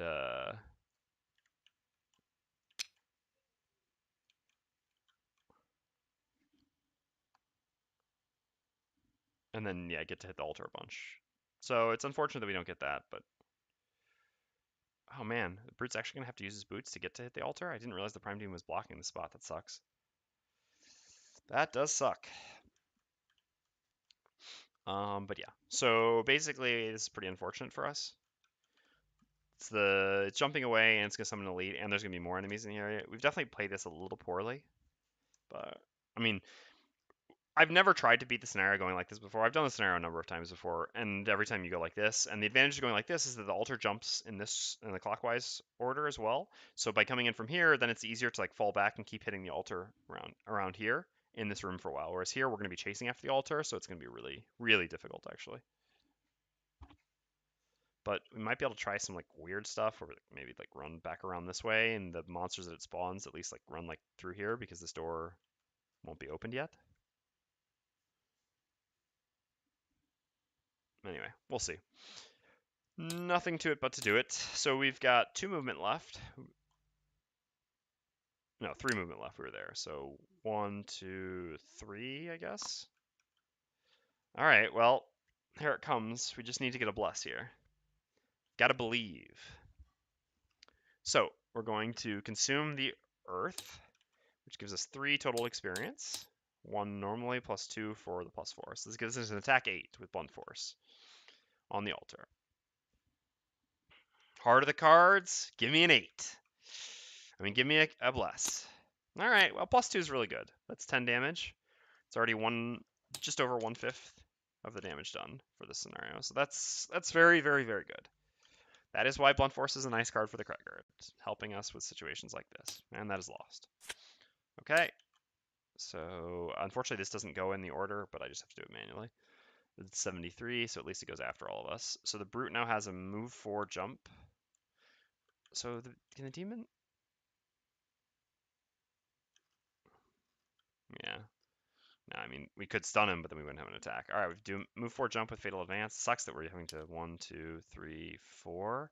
In order to actually hit this, we have to use our boots. So even though the boots would give us 2 more damage normally, if we don't use the boots here, I mean, the boots basically give us 5 more damage here. So unfortunately, have to use them. We'll move 2 more. Oh no, sorry, it's actually the Spellweaver next. So we have no elements, so we just do a move 4 with Flashing Burst. 3, better that the Cragheart gets hit, I think. And we'll attack the altar with Mana Bolt, so just an attack 2. We'll save our other stuff for later. Alright, +1, so 3. And 35. Alright. So then the Brute does exactly what we said here. He uses his boots, and we'll use Unstoppable Charge, giving ourselves 1 experience, and we make an attack 5 on the altar. Alright. Well, we had a good first turn on it, at least. Over a third of its health already gone. Fortunately, after this turn, it's going to get a lot more difficult. So how does it work when we reveal a room? Do we open all the doors? Opening all doors between it and other revealed rooms. Oh, never mind. So we can't even run around because this door will... all the doors are actually going to open. All right. Yeah, so there's no trickery here. Oh, man. This is going to spawn so many enemies, too. It's going to be rough. Wait a second, though. If these doors are all open, can I can actually place obstacles here. Interesting. We don't have Rock Slide right now, though. Oh, and I guess this room is going to have... No, it's going to have... Yeah, it's going to have one flying enemy, too. I mean, half of the demons fly anyway, so... Alright, so we're done. So now it's the altar first, yeah, and then the thing performs. So the altar jumps to A, which is here. So all these doors are now opened.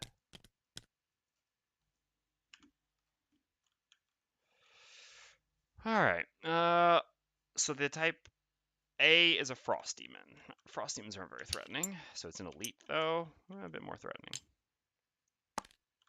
So summon, so it does not act this turn at least. But the stuff in this room does. Wow. Yeah, this is the tough room, huh? An elite and a regular Night Demon. And 2 regular Wind Demons. At least no elite Wind Demon. Yeah, there's never an elite Wind Demon. That's nice at least. Isaac doesn't do that kind of gross stuff until later.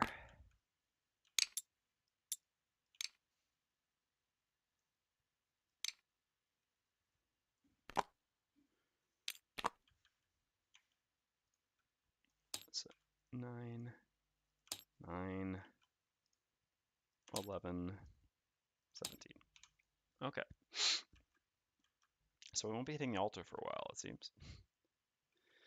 So we also now have to flip for you and flip for you. Yeah, not clearing out that room is probably going to lead to us losing this scenario, without a doubt. Although the last time I did this scenario in my previous campaign, I didn't get the chest, so...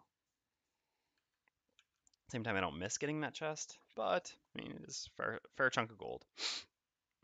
Alright, so we've got to finish this, though. That was spawn, but then the Prime Demon attacks. So the Prime Demon's attack is 7, and he does attack -1 here. So attack 6 on the Cragheart. Alright, 5. That's fine. So then the Night Demons go. So the Night Demons have 5 movement on the elite and 4 for the regular. Shortest path's got to be here. 1, 2, 3. Can't get any closer than that. 1, 2, 3, 4. And they create a dark. Okay, and the Wind Demons go. There's no wind, fortunately. So what are wind? They've got 4 range, 4 movement, 3 attack, except 2 attack here, multiple targets. Alright, so 4. So let's see. 1, 2, 1, 2, 3. Yeah, here it hits 2 targets. Ugh, not great. Oh yeah, you're right, because it was -1 by default. Yes, good catch. Thank you. For some reason I just have a tendency to forget the minuses. Thank you, Sio. So this Wind Demon from here can attack both the Brute and the Cragheart. The attack's -1, so attack 2 each time. So first on the Brute, so it's a 2, so we have to use one of this, and we have to use one of this. Could use that, but we'll hold off on it. And then on the Cragheart, that's where we'd rather not see extra damage. Okay. And the other Wind Demon, so again has 4 movement with flying, and can do it by going 1, 2, 3, 4 to here. Same thing, 2 targets. Brute first, so attack 2 on the Brute. 1. I guess we'll use another one of these charges. Might as well milk the experience while we can. And then on the Cragheart, this is not the way we want to see that happen. Not remotely. Okay. And then that's the end of the round.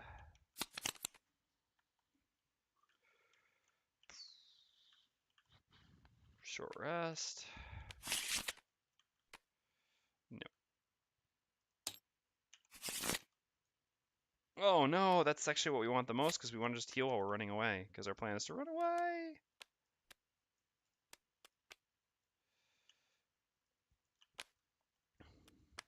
We don't have much movement. We can never hit the altar anymore. Yeah, it is not possible to beat the scenario when going like this, I think. Short rest? Problem is, otherwise we're moving 2.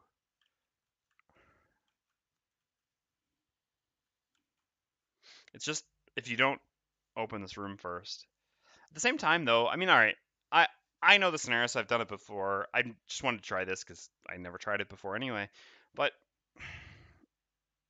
I mean, I guess it's also we're playing still +2 difficulty. It's kind of punishing design though, right? If you just happen to like, if you were just to go up this way first and do what we did here without having known better, you, like I said, I mean, can you possibly beat the scenario? Like I said, the goal I suppose has to be to run up and to meet the altar as it comes back around. It still seems very punishing. I mean, we're gonna be dogged and keep getting hit by so much damage per turn. We don't have a heal here either, nor big movement. So I guess it's got to be short rest, short rest. It's just hemorrhaging longevity. But it is a boss fight, so I guess longevity isn't the most significant thing. Yeah, it's true. You can also split a team, but again, like you said, with 3, that's not really something you can actually do. All right, trample we don't really care about.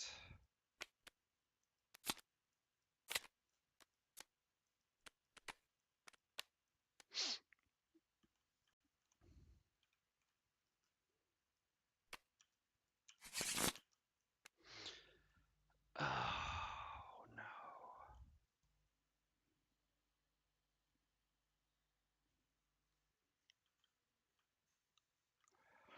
That can help a lot for stopping those night demons, but I guess it has to go. I mean, we've got to keep our heal and our big movement at this point.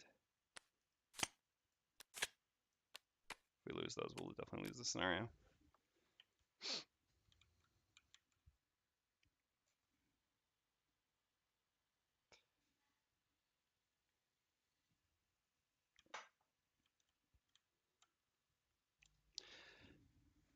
But yeah, I mean, what I'm saying is not so much that. I mean, so the first time I ever did this scenario when I played in my first campaign, we just naturally went this way without. I mean, just kind of, I guess, by random chance. I guess it's. I mean, it's kind of tilted, so you're more likely to go this way, but it doesn't mean you have to.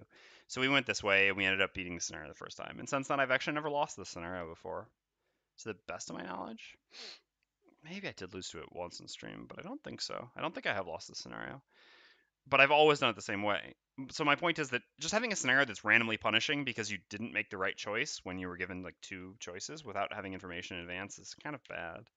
Again, it's still possible we can win. I mean, hopefully, I don't know. Will we actually be able to do 30 damage when it comes around this way before we just get killed? Not so sure. Not so sure. So we have no healing. There's nothing we can really do here. We can stun some of these enemies. The boss, can he be stunned? I guess I gotta look at my card here. He cannot be stunned, disarmed. The only thing you can do to him is curse him. Yeah, we got a lot of those. To the best of my knowledge, you're not supposed to.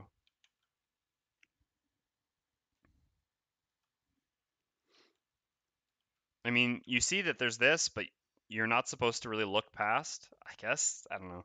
I mean, to the best of my knowledge, the way you're supposed to address this is to look at this just to place things down, but not actually look at anything that's written on them. So, in my mind, we don't typically look at story markers. We would just look to see that there's a 1, and then maybe we would. That's a fair point, I guess.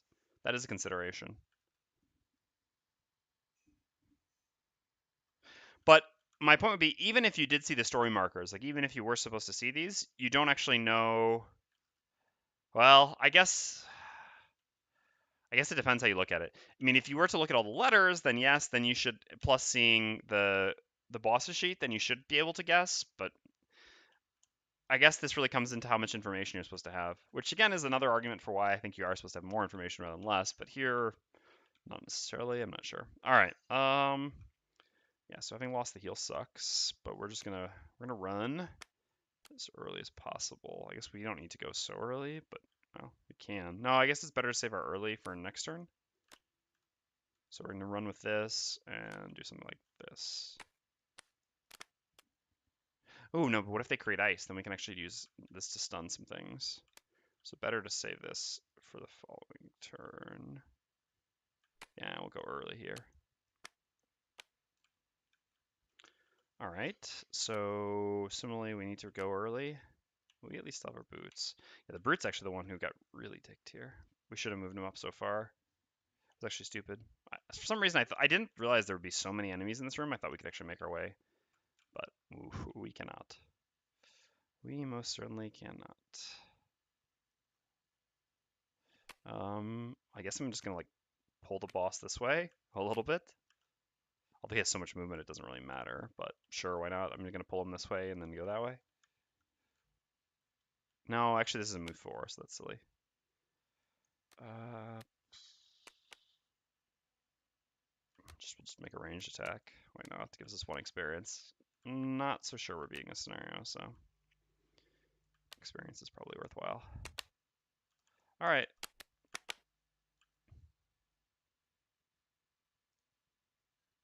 So we also need to reveal them. Let's do it. And then we've got boss up here as well. Special 2 at 11. Well, the Cragheart's already losing a card.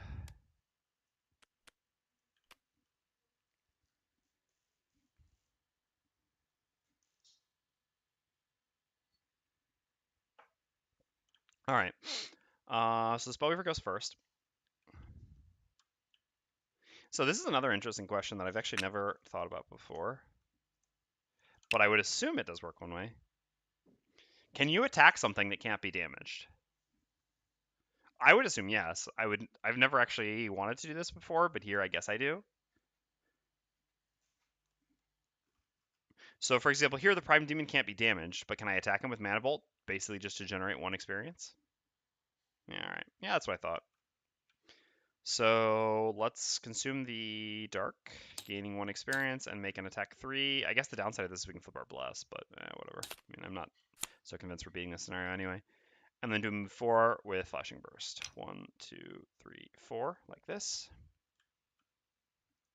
Then the Wind Demons go. Oh, pull, really? Really? Just to be like that, huh? So both the Wind Demons are going to attack the Brute, attack 3s each time with pull 1, creating a wind. So, yeah, well. All right. So attack 3. 0. So 1, 2, 3. I mean, the Cragheart has to heal himself anyway, so it's not like he's getting healing here. And then the other, so that pulls him to here. So then this has to move away to lose disadvantage and attack 3. All right, we have a helmet, so it's still just a 3. 1 more experience, and this is lost. Take 2 damage.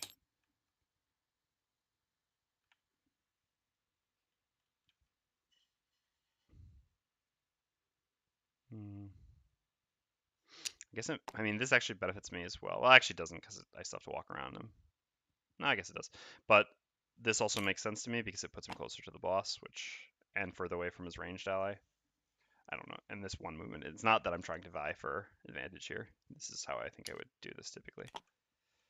Also leaves more space at the door for melee allies to run in. Okay, Wind Demon done. So then we go. I'm going to gain 1 experience and do an attack 3, range 3, targeting the Elite Frost Demon. Because there's not really any point in attacking the Wind Demons. They've got 2 shield. I'd rather attack the Frost Demon because maybe I kill it. Probably not, but who knows. Alright, so 3 damage. I guess I haven't set its health yet, so it's down to 17. Oops. Yeah, 1. That'd be nice. Alright, and then we have a move 4 jump. Oh no, we do get to jump past him. Like so. And then it's the Cragheart's turn. Oh no, I forgot the boss. Forgot the... crap. So... Well, the boss would... Alright, so this would jump. Where's the next jump point? Yeah, it's annoying that it's not in the thing because there's 1 too few spots. Jumps there. What is the next thing created? Wind Demon, a normal. Oh, thank God. If that had created an elite Wind Demon, that's so stupid, actually. This scenario can create elite Wind Demons. If that was an elite Wind Demon, how do you even beat the scenario with the move 5, range 4 disarm coming for you? I mean, again, I guess you're not meant to do this scenario. Level 5 enemies when you're level 4. But, man, that would be really dumb. Is this closer to enemies? I guess the Brute would have been down here, so yeah. Alright, and then the Prime Demon attacks the Cragheart, which is going to be almost certainly a lost card, right? Attack 6, -1. Alright. Down to 1.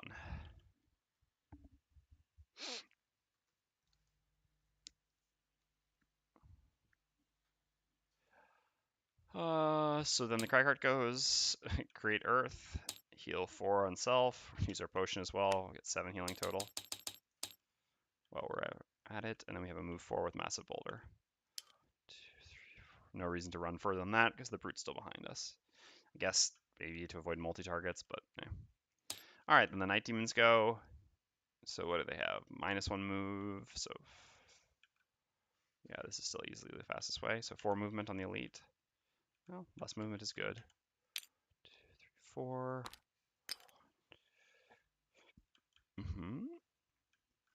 Creating a dark.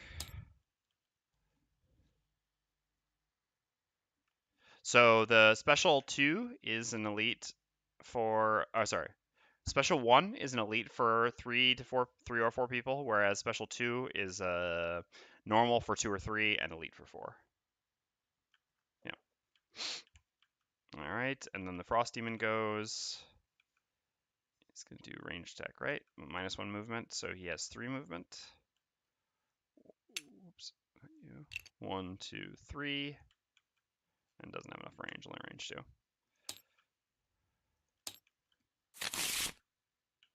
I didn't create ice for us. All right, well, we're going to keep running. And keep running.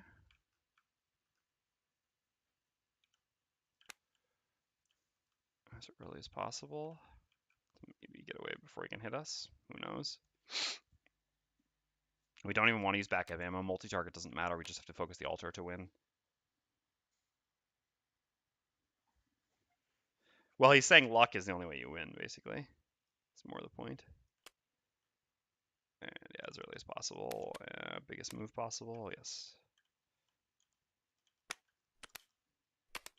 Do we still have Crater, actually? No, we didn't bring that for the scenario. He can't be immobilized, can he? No, he cannot. Can we immobilize something else? 1, 2, 3. We can immobilize this. That's actually not bad. We go at 38 then.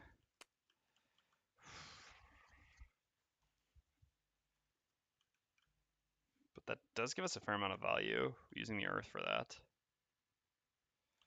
So what if we do that then? Go like this. Then we want the Brute to go after us. So he actually goes at 42. That's fine as well then. And with what?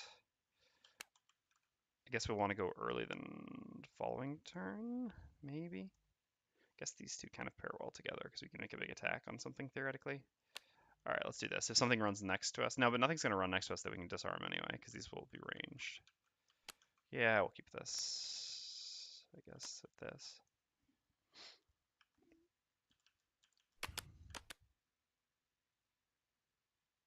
They're already wind demons.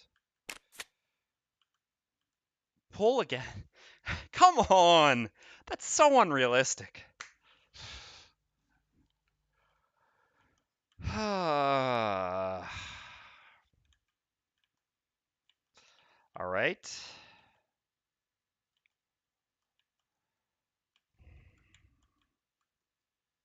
So 4 range. 1, 2, 3, 4. Oh yeah, the boss card. Thank you. Good call. 52. That's actually so bad.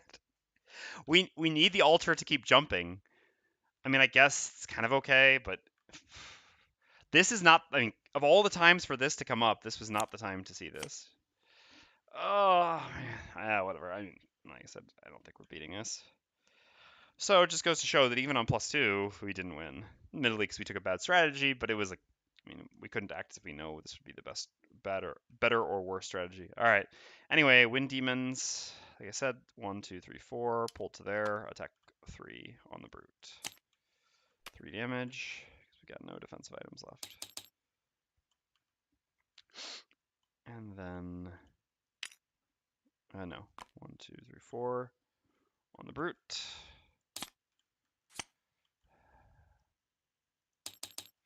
I mean, getting this 2 times in a row. The last time I guess didn't matter, but this time it matters so much. When created, done. Night Demon, the Elite, to there. attack for 6, creating a new dark. 7. Guess we lose a card. And then the other Night Demon has 4. Oh, sorry, he should have been pulled to here. Which means this should be here.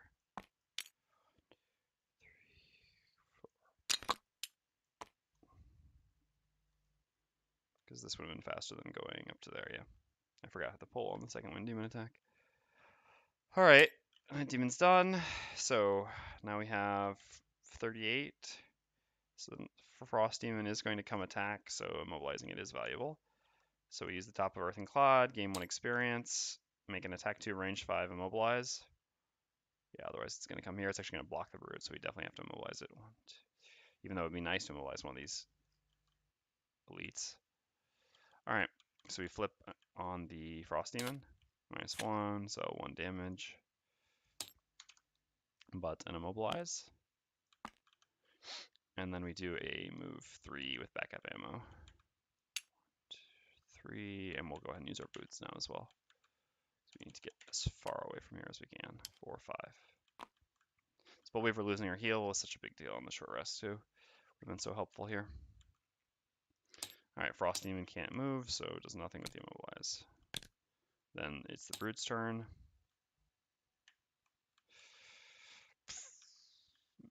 No reason not to attack the Night Demon. Gain 1 experience. Perform an attack 5, targeting the Night Demon, so disadvantaged. I guess the reason not... No, we are Durab less, yeah.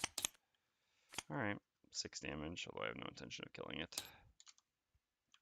I'll perform move 4. Yep, boss next, indeed.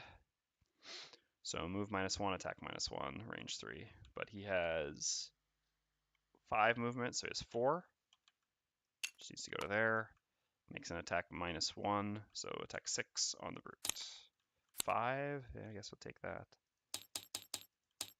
Alright, I could have healing to get through this scenario, though. And... Oh no, he has more targets. My bad. No, he can... He was here. There's 4 movement. 1, 2. Now he can never hit his primary target. Whoa. He can never not have disadvantage on his primary target while hitting other targets, so he would never move more. Alright. And then the Spellweaver goes, and we've got a... Time to Reviving Ether. No, we can wait 1 more turn, because we won't be close enough to hit it anyway. I guess it allows us to get the heal back.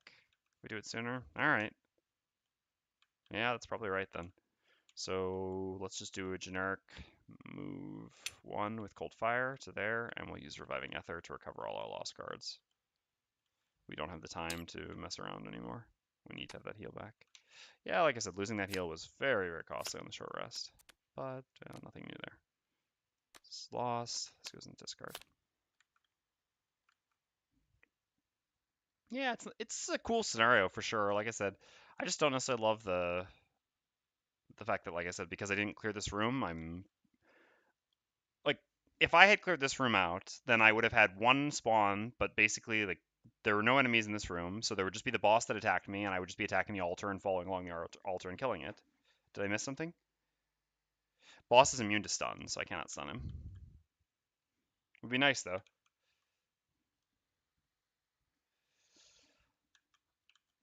Alright. So, short rest for the Brute.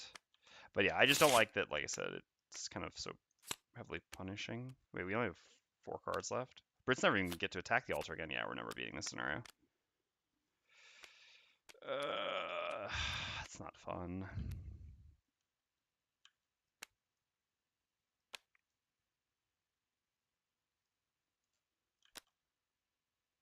I guess I'd rather lose Heaving Swing than Stable Upheaval. Hey, maybe we can just use Heaving Swing and destroy the altar in 1 hit by knocking something into it, you know? If we can do that to other altars, why not this altar? Stupid demonically possessed altar. Alright, doesn't even get us very far doing a move 4 here. But that's the best we're doing anyway. I mean, I guess we could try to get lucky with a ranged attack, dealing more damage. No, we can't, because it doesn't even deal damage there. Heal.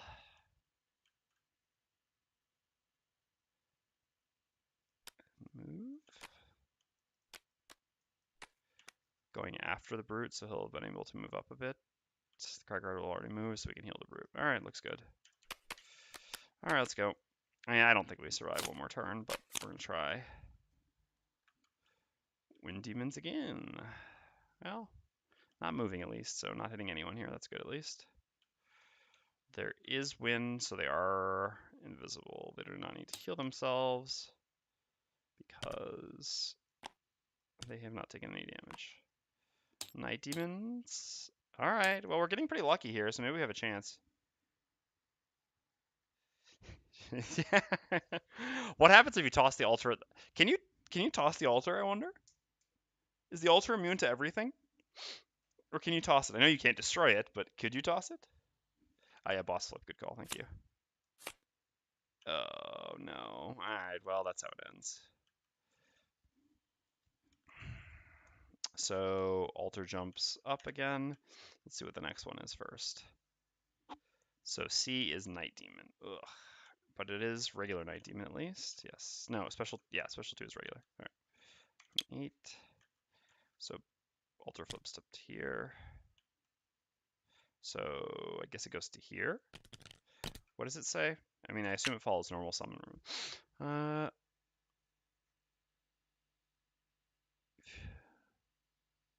Oh no, the other thing is moved. Okay. So I guess we can choose where to move it here.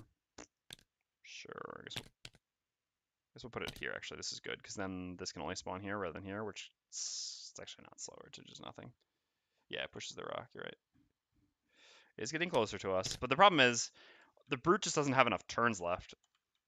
We have like 2 turns of attacking. It's still just got too much health at 30. We just can't deal that much damage. We were able to deal a lot of damage the first turn, but I mean the brute uses his biggest attack, which he was actually able to hit with. The Cragheart also used his only big single target attack. We just don't have the amount damage. I mean, we're gonna try. There's a chance, but not a very good one, especially as the brute's gonna have to lose another card here. Actually, yeah, no, the brute has one more turn. Yeah, the brute's actually never even gonna get to touch it because the boss went early again. If the boss had gone the late one, then we'd be fine. Well, maybe the boss misses. Can hope for that. That's basically all we have to not lose, I think. So boss moves there and attacks. Nope.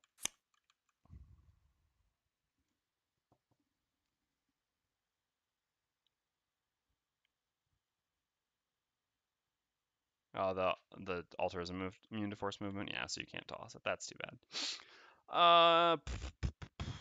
Which one of these? I mean, we still have our attack. No, we don't have the attack 5. We lost that. Okay. So I guess this is our only big attack left. So we'll lose this then. So we have an attack 4 left. Yeah, I mean, it's just we had to take way too much damage. This route is just not possible for this scenario. All right, Night Demons do nothing. They do consume the Dark, though, but they have no range to attack anyone. And then the Brute goes. Again, if the boss had not done the early special there, we would have 2 more turns on the Brute. In that case, I mean, each turn for the Brute is something like around 4 damage. So it's like 12 more damage that we should have. I think if we had that, we could win, but the Brute I don't think even gets to ever hit the altar once here. I guess we long rest or jumps before us, we do, but yeah. I just don't think that the Scoundrel and Cragheart are going to be able to deal around 25 damage to the altar in just a couple turns too, because once it gets back down to there, we never win. Oh man, just too punishing. Yeah, this is really frustrating. The fact that the scenario is designed like this. I mean, it's the first time I've ever encountered this frustration because normally I've just done it the right way, but there shouldn't be a right way to do a scenario that has multiple paths, right? I assume that they always consume the element even if they're not attacking, right? But I'm not actually sure. It doesn't matter. It's going away at the end of the turn. But that would be an interesting thing to look at. Okay. So the brute gets to go now. So we do spare dagger. We can just attack the boss. Disadvantage attack. Why not? Oh god, really? Well, whatever. I'm not beating it anyway. And then we have a move 4 jump. Oh wait, the Cragheart should have gone. No, the Cragheart goes after. Oh, great. So we're actually blocking one of our movement. Smooth. So now the Cragheart goes. We have a move 3. Oh, we forgot to spawn this Night Demon as well. 1, 2, 3. Is there Earth? No, there's not. We could do an attack 1 on the altar. I guess that's better than moving 1 more, right? Also muddles the Night Demon. Yeah, we can use Heaving Swing as a generic move 2. And then we use Dirt Tornado. 1, 2, expand, and hit everything there. Why not? 1 damage is 1 damage. I guess we'll get our Bless here, and then we'll really regret it. But so we'll do the Night Demon first, which is disadvantage, and then the altar. Alright, so no damage there.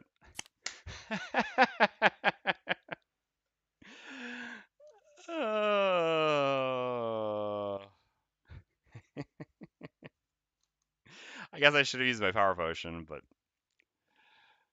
uh, I mean I should have, yeah, but I think I'm kind of over it.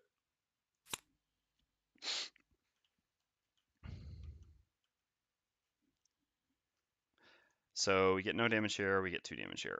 The argument for not using the power potion there, and there is a fair one, is that basically I'm really hoping to not get a bless or crit there. In order to beat the scenario, I need to get a bless or a crit on a bigger attack. So it makes more sense to use. I mean, basically, the point is to consider that the only way I'm beating the scenario is if I get lucky with getting a bless or a crit on a reasonably sized attack, right? So in that case, I should try to save the minor power potion for one of the attacks where I actually have an out if I get the flip, right? Rather than using it here, which in the end would have actually added 2 damage, but 2 damage here, like counting on if I get the bless or the crit here, I'm not winning the scenario. I need it on another thing, so I think it's better to play to my outs, which is the reason why I didn't do it there. All right. So now the Frost Demon goes. 4 movement. 4. Yep. And then the Spellweaver goes. So is there even any point in healing the Brute? I guess it allows him to maybe survive another hit. Not even very realistically. What are we doing? Next turn we're short resting. We have to keep this card plus this card and go hit the altar. We can't even reach the altar though. It has to go. The altar has to jump first, and then we have to hit it. But if the altar jumps first, then the guy hits us. We never win. We never even get another hit off. Way, way too much damage. I mean, admittedly, being a level 4 character and taking attack 7s, yeah. All right. I'm gonna guess attack 6s.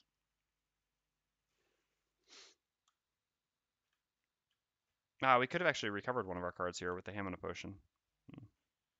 The top, just the other. No, because we attacked. I guess we could have done an attack 2. Yeah, it would have been better. No, it wouldn't. This was, yeah. It was these two flipped. So just healing the Brute matter. Does it change anything? I guess it can.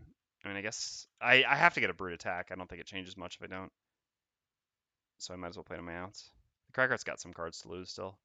So we'll do heal 3 on the Brute. And we're doing move 3 with Fire Orbs. 2, 3.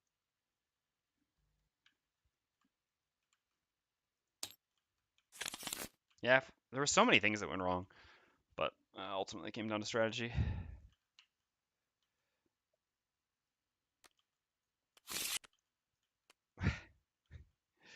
Yeah, so this sucks because now the boss will have to get a -2.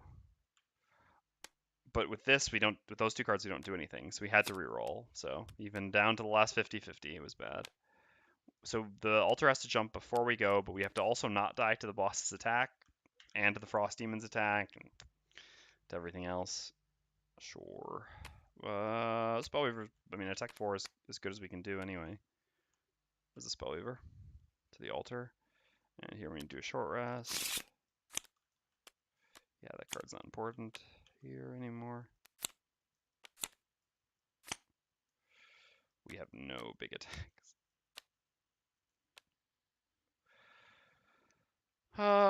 Yeah, I don't know that I should waste any more time. I guess I should make sure I get this coin. That's at least worth doing. Can I get to it with the Cragheart? Yes, I can. I think I'm just going to do that in the scenario. I cannot. Well, I mean, we'll see. Maybe the brute gets didn't hit. We'll do this then, because this can be our biggest attack. I mean, it's the best we can do at this point. So if we're going to attack with that, we'll need another move. Otherwise, we can just go to get that and gain some experience, which could be like with this. So this way we have the options. Oh no, because I guess we want to see what happens to the brute. Sure. Let's see if he runs up here or here. Either way, we can still go around and get the coin. All right, this works. Let's go. Boss flip as well. 85 after the brute. So brute never gets an attack. All right, I'm gonna end this. There's no world in which we're beating this. There's still 28 damage to deal to that altar. The brute is gone, and we have 2 people who can deal around 3 damage per turn. So yeah. There's no way. There is no way. Wind demons first, -1 move, so 3 movement. Nope. Nope. 5, 6, 7, 8, 9, 10, 11. Yeah. 3.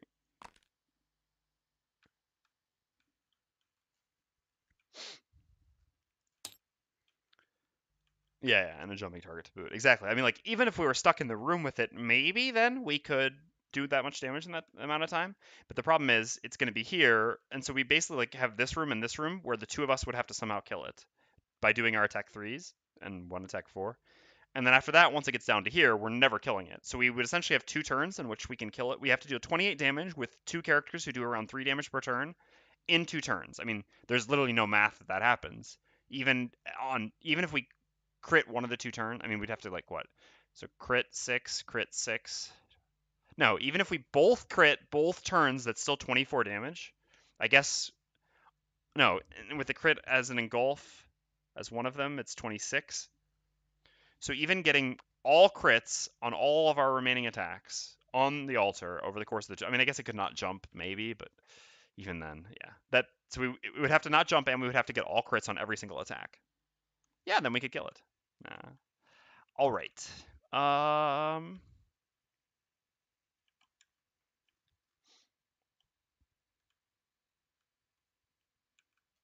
He's gonna attack the Cragheart anyway. None of this stuff can give us any experience. Is there an element? No, no element was created. No. Sure, I don't really care. I'm just gonna move up 2, I guess, to here, using, I guess, one of these. Doesn't really matter.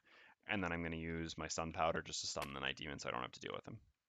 Attacking with engulf, I guess. Now it's disadvantage attack.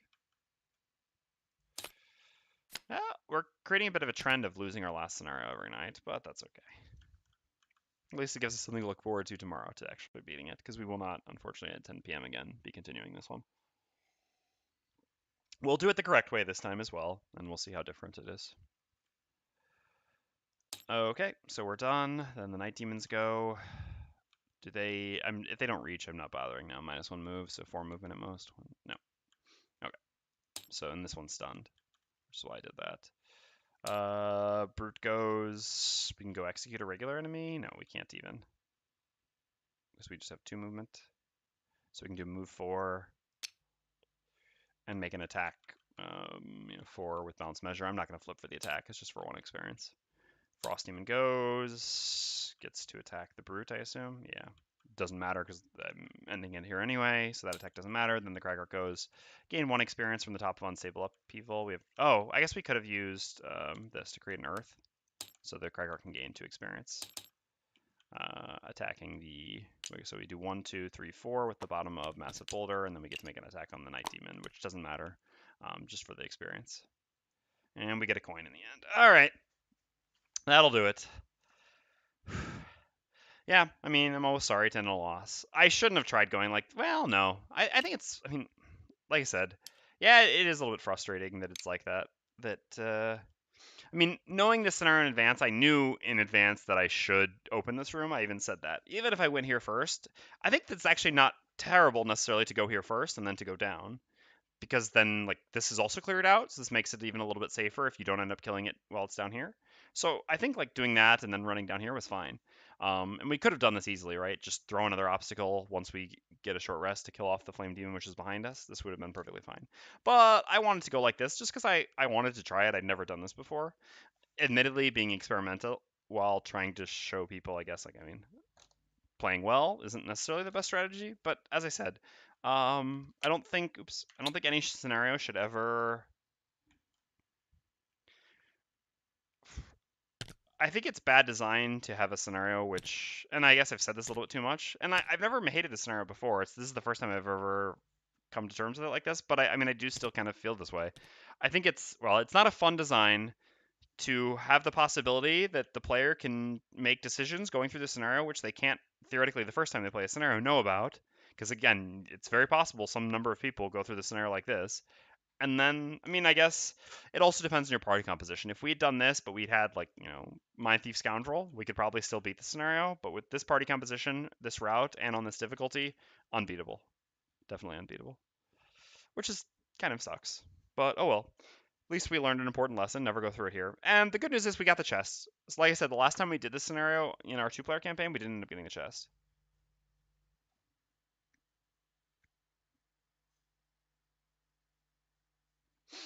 Yeah, I mean, like I said, I've never done I've done the scenario at least 3 times before. I've never done the top route before, and I don't believe I've ever lost. So again, it's not something that's ever jumped out at me before, and I've only did the top route here, I guess, because I thought that I could, having had some little bit of prior knowledge with the scenario. But yeah, exactly. Like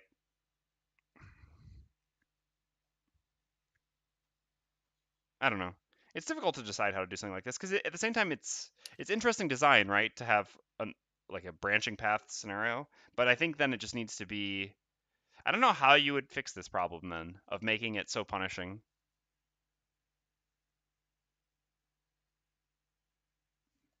I guess you could create a much larger rulebook section, but that kind of sucks. You could just make it so that the easiest way, I mean, it's not easy, but it is, I mean, the most balanced way would be having this door and this door have different numbers, and depending which door you opened, have the altar go in that rotate in that direction, right? So if you open this door, the altar actually rotates this way, and if you open this door, the altar rotates this way.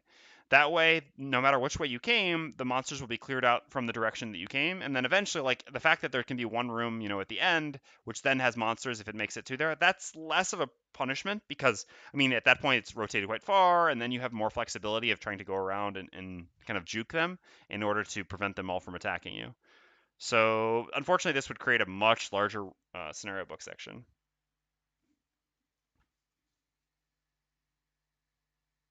Yeah, that's true. If this door was permanently locked, that's actually probably the easiest way to deal with it. Just having this door be locked and only open when the altar goes through it. Yeah, that's actually I think that's the simplest solution. That does make sense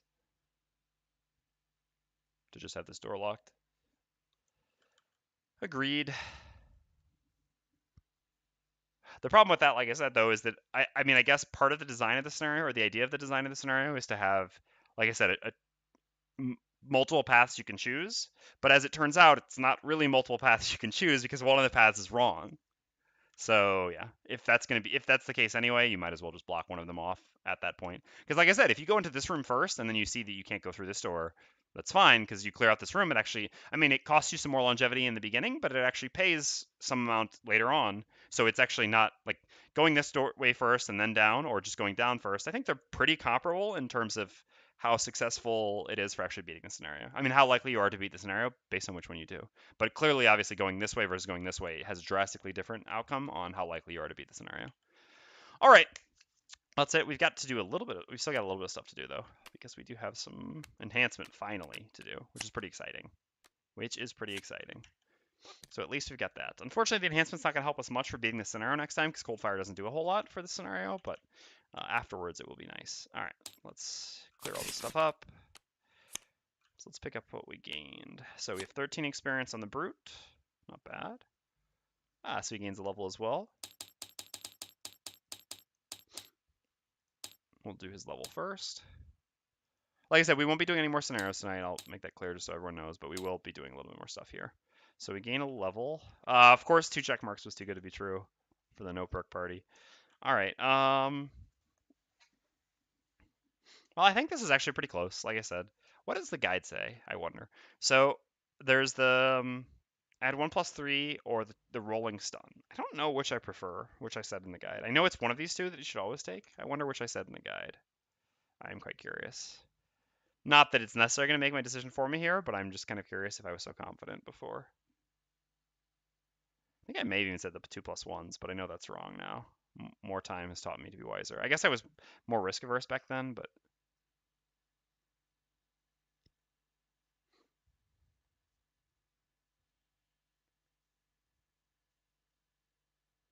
yeah, I did take the 2+1s. I took the stun quite a bit later, actually, after the +3. I don't like the 2+1s so much anymore. I guess it's just because, yeah, I suppose my version of good perks changes. At the same time, this does make your deck more consistent, and there are so many times that I feel the lack of consistency. So it's possible that is decent. It's just when you play the starting characters in the game, +1 seems fine. But once you've played more unlockable characters in the game, plus a +1 modifier seems kind of bad rather than good. Which I guess is why I think that perk is a little bit less good now. Hmm.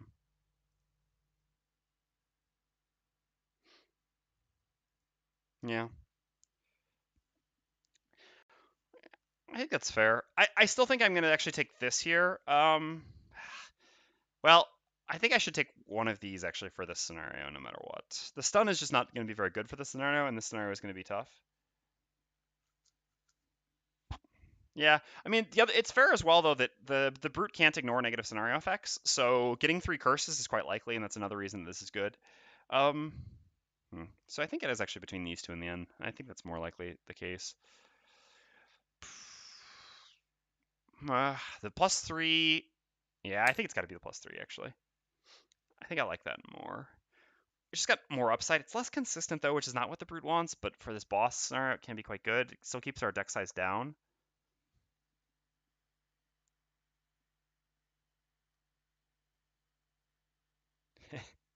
Fair enough. I think I am going to take the +3 though. Consistency is so valuable though. It's just nice to know you'll kill something, and this helps more with that. This gives us more high rolls. I don't really like variance, which is why I'm typically averse to this. Yeah, I don't actually know. I'm not sure which is actually the correct choice. I think I'm going to try the +3. We'll see. We'll take this, see how much it actually ends up mattering. This also just helps to inform our decision for the future. All right, and we get to choose a card. Finally, Skirmishing Maneuver. Both these cards are quite fine. This is a move 4 with a pretty high upside. It's this free push on the bottom, and then a nice AoE attack for the end of the scenario. Skirmishing Maneuver's top. Yeah, it's a good with what is it? What's the combo? Oh no, yeah, it's with the mobile phalanx bottom, but man, it's this combo. But more than anything, the bottom of skirmishing maneuver just as a range attack 3 range 3 is so nice, especially because with this party and the obstacles where we want to use range attacks a lot more, being able to do a double range attack. I mean, I've been looking forward to getting this card for a while. But anyway, roll 1 is quite nice. It's kind of a shame to pass it up. It's quite a good card, but skirmishing maneuver is generally, I think, a slightly better card, and in this party is definitely better. All right, we'll bring our hand down there, and we'll see what we're gonna get next time. Cragheart gained 12 experience. Okay. So there's no money on him. So we gain 4 gold coin up to 132. And we give 12 experience. Yeah, which unfortunately does not quite level us up. Although that level up, well, I don't know. Wouldn't actually be bad for this scenario. Alright. And then Spellweaver, delete this chest. So we gain 12 gold and only 4 experience. Woof.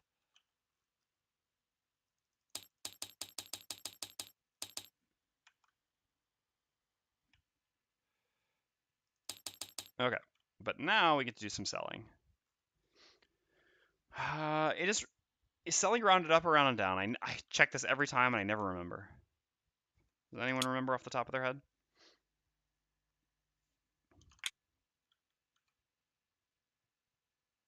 No, it's not there. It's just gonna be shopping. Rounded up. Okay. Yeah, I always think it's rounded up, but I just want to be careful. So, should we sell the Hamina potion? I guess it only matters if it's actually going to change something. Alright. No matter what, we should sell the Cloak of Pockets, and we'll sell the pendant. So we get 48, right? 37.5, rounded up is 38, plus 10, 48. So that puts us up to 170, and then we spend 150, so we'll have 20 gold. All right.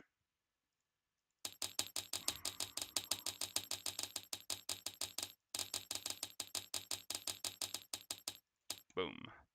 So these items go back to the shop.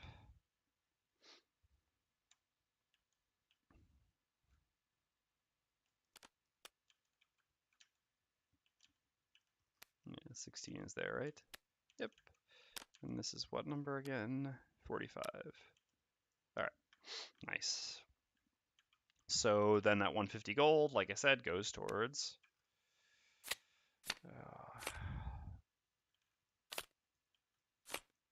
where are you? Any element on Reviving Ether. This enhancement is beautiful.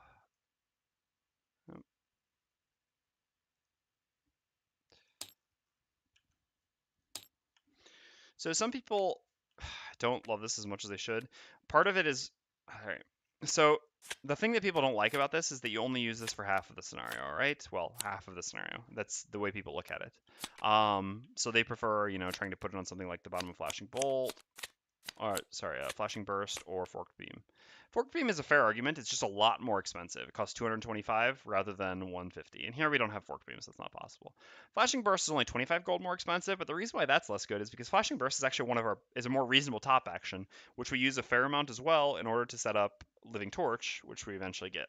So this is one of the reasons why we don't typically want to put it on the bottom Flashing Burst, because both halves of Flashing Burst are good. Whereas Reviving Ether, you always use the bottom up until the point you use the top. Now people say, well, halfway through the scenario, you use the top, and then you don't have this bottom anymore, so you don't have the ending element anymore, which sucks. Well, first of all, eventually you have chromatic explosion, so that's okay. Second of all, more significantly, the further along, once you get, basically to this point where your goal is to use cold fire. Now, admittedly, it's a little bit different that we don't have the stamina potion anymore, so I guess we'll have to see how this works with the stamina potion, but it's still generally relevant advice because everyone else plays with stamina potions.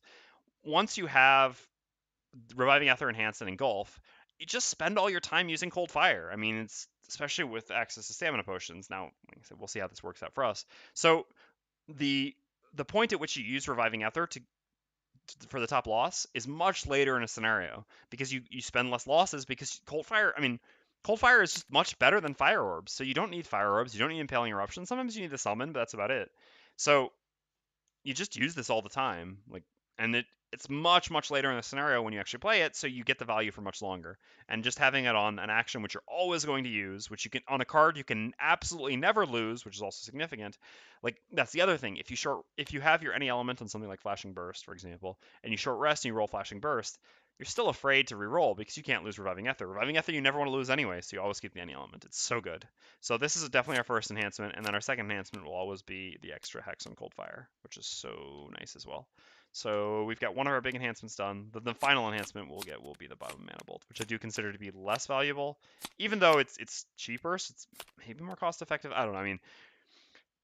It's possible that I'm not doing this correctly as well. Again, based off of the the fact that we're not using stamina potions. Abusing cold fire is something directly tied into the being able to abuse stamina potions. And without being able to abuse stamina potions, it's very possible that I'm overvaluing doing these two things, and I should just do the mana bolt enhancement first. But I want to see, and I'm only going to find out by trying it. But generally speaking, I think this is correct. Everything you do revolves so much more around cold fire. And yeah, the strengthen is nice. It is a very good enhancement. There's no doubt about it. But at the end of the day, the strength of cold fire is getting consistent damage in CC, like something like every other turn or every 3 turns in a scenario. Whether the damage is 4 or damage is 3, this is less significant than just actually getting the CC. And the diamond targeting hex, the diamond hex or diamond area targeting is just so much better. It's not about hitting 4 targets, it's about consistently hitting 3 or hitting 2 targets that are further away, stuff like this. All right. Anyway, so that enhancement is done for us. And we'll get to look forward to our next enhancement soon enough. We're still a ways from prosperity, and here we're still 18 gold away.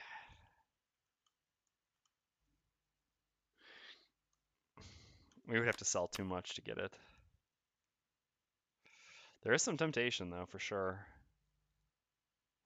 Trying to sell and just get Curse Neta. But Curse Neta doesn't actually matter on this scenario so much. Well, it actually can.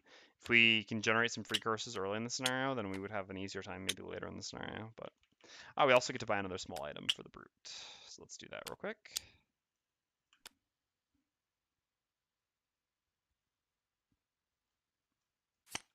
Oops, I forgot that I had these still over here. All right, this goes there. What are we buying for the Brute as a small item?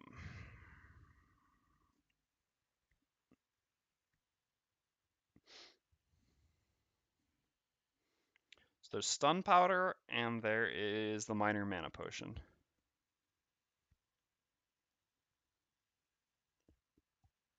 I guess we should do a city event first. Can we get up to... No. We would need to get 3 reputation. Yeah, that doesn't matter. No, we don't need to do a city event. We'll do a city event next time. All right. I think the Minor Mana Potion is the better choice. It's just cheaper and gives more flexibility. Having both, I mean, having everyone in the party have a Minor Mana Potion makes it so much easier to set up the Cold Fires. We have the Reviving Ether now, though, so it is less important. It also allows us to create wind without having to use Leaping Cleave. This is kind of valuable. Sun Powder is not bad. Yeah, maybe Sun Powder is actually better. I mean, Sun Powder is, I think, undoubtedly better, but the question is whether it's actually better considering the cost. But we're not even sold on any enhancements that we want yet. Yeah. I mean, it's still 10 more gold that we have to spend. It's like a 15th of a really good enhancement, or a 7th. 10 gold is actually not insignificant. Anyone in chat, as the last thing that we do today, discussing this, which do you think? Stun Powder or Minor Mana Potion for the Brute?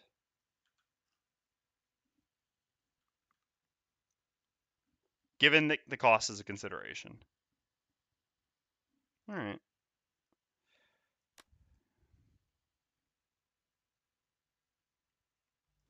All right, let's buy it then. I mean, admittedly, it's actually going to be worse for this scenario. Well, kind of. Yeah, ish. I guess we should just try to use it before the last room. All right, so that costs us 18 gold.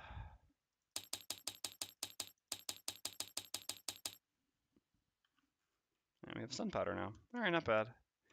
Not bad, not bad. All right, well, that's it for today. We won't be streaming tomorrow. Sorry, I was distracted for a second looking at some things. We will not be streaming tomorrow, as usual. We will be streaming on Thursday at the usual time, 4 p.m. at GMT +1. We'll do this scenario again.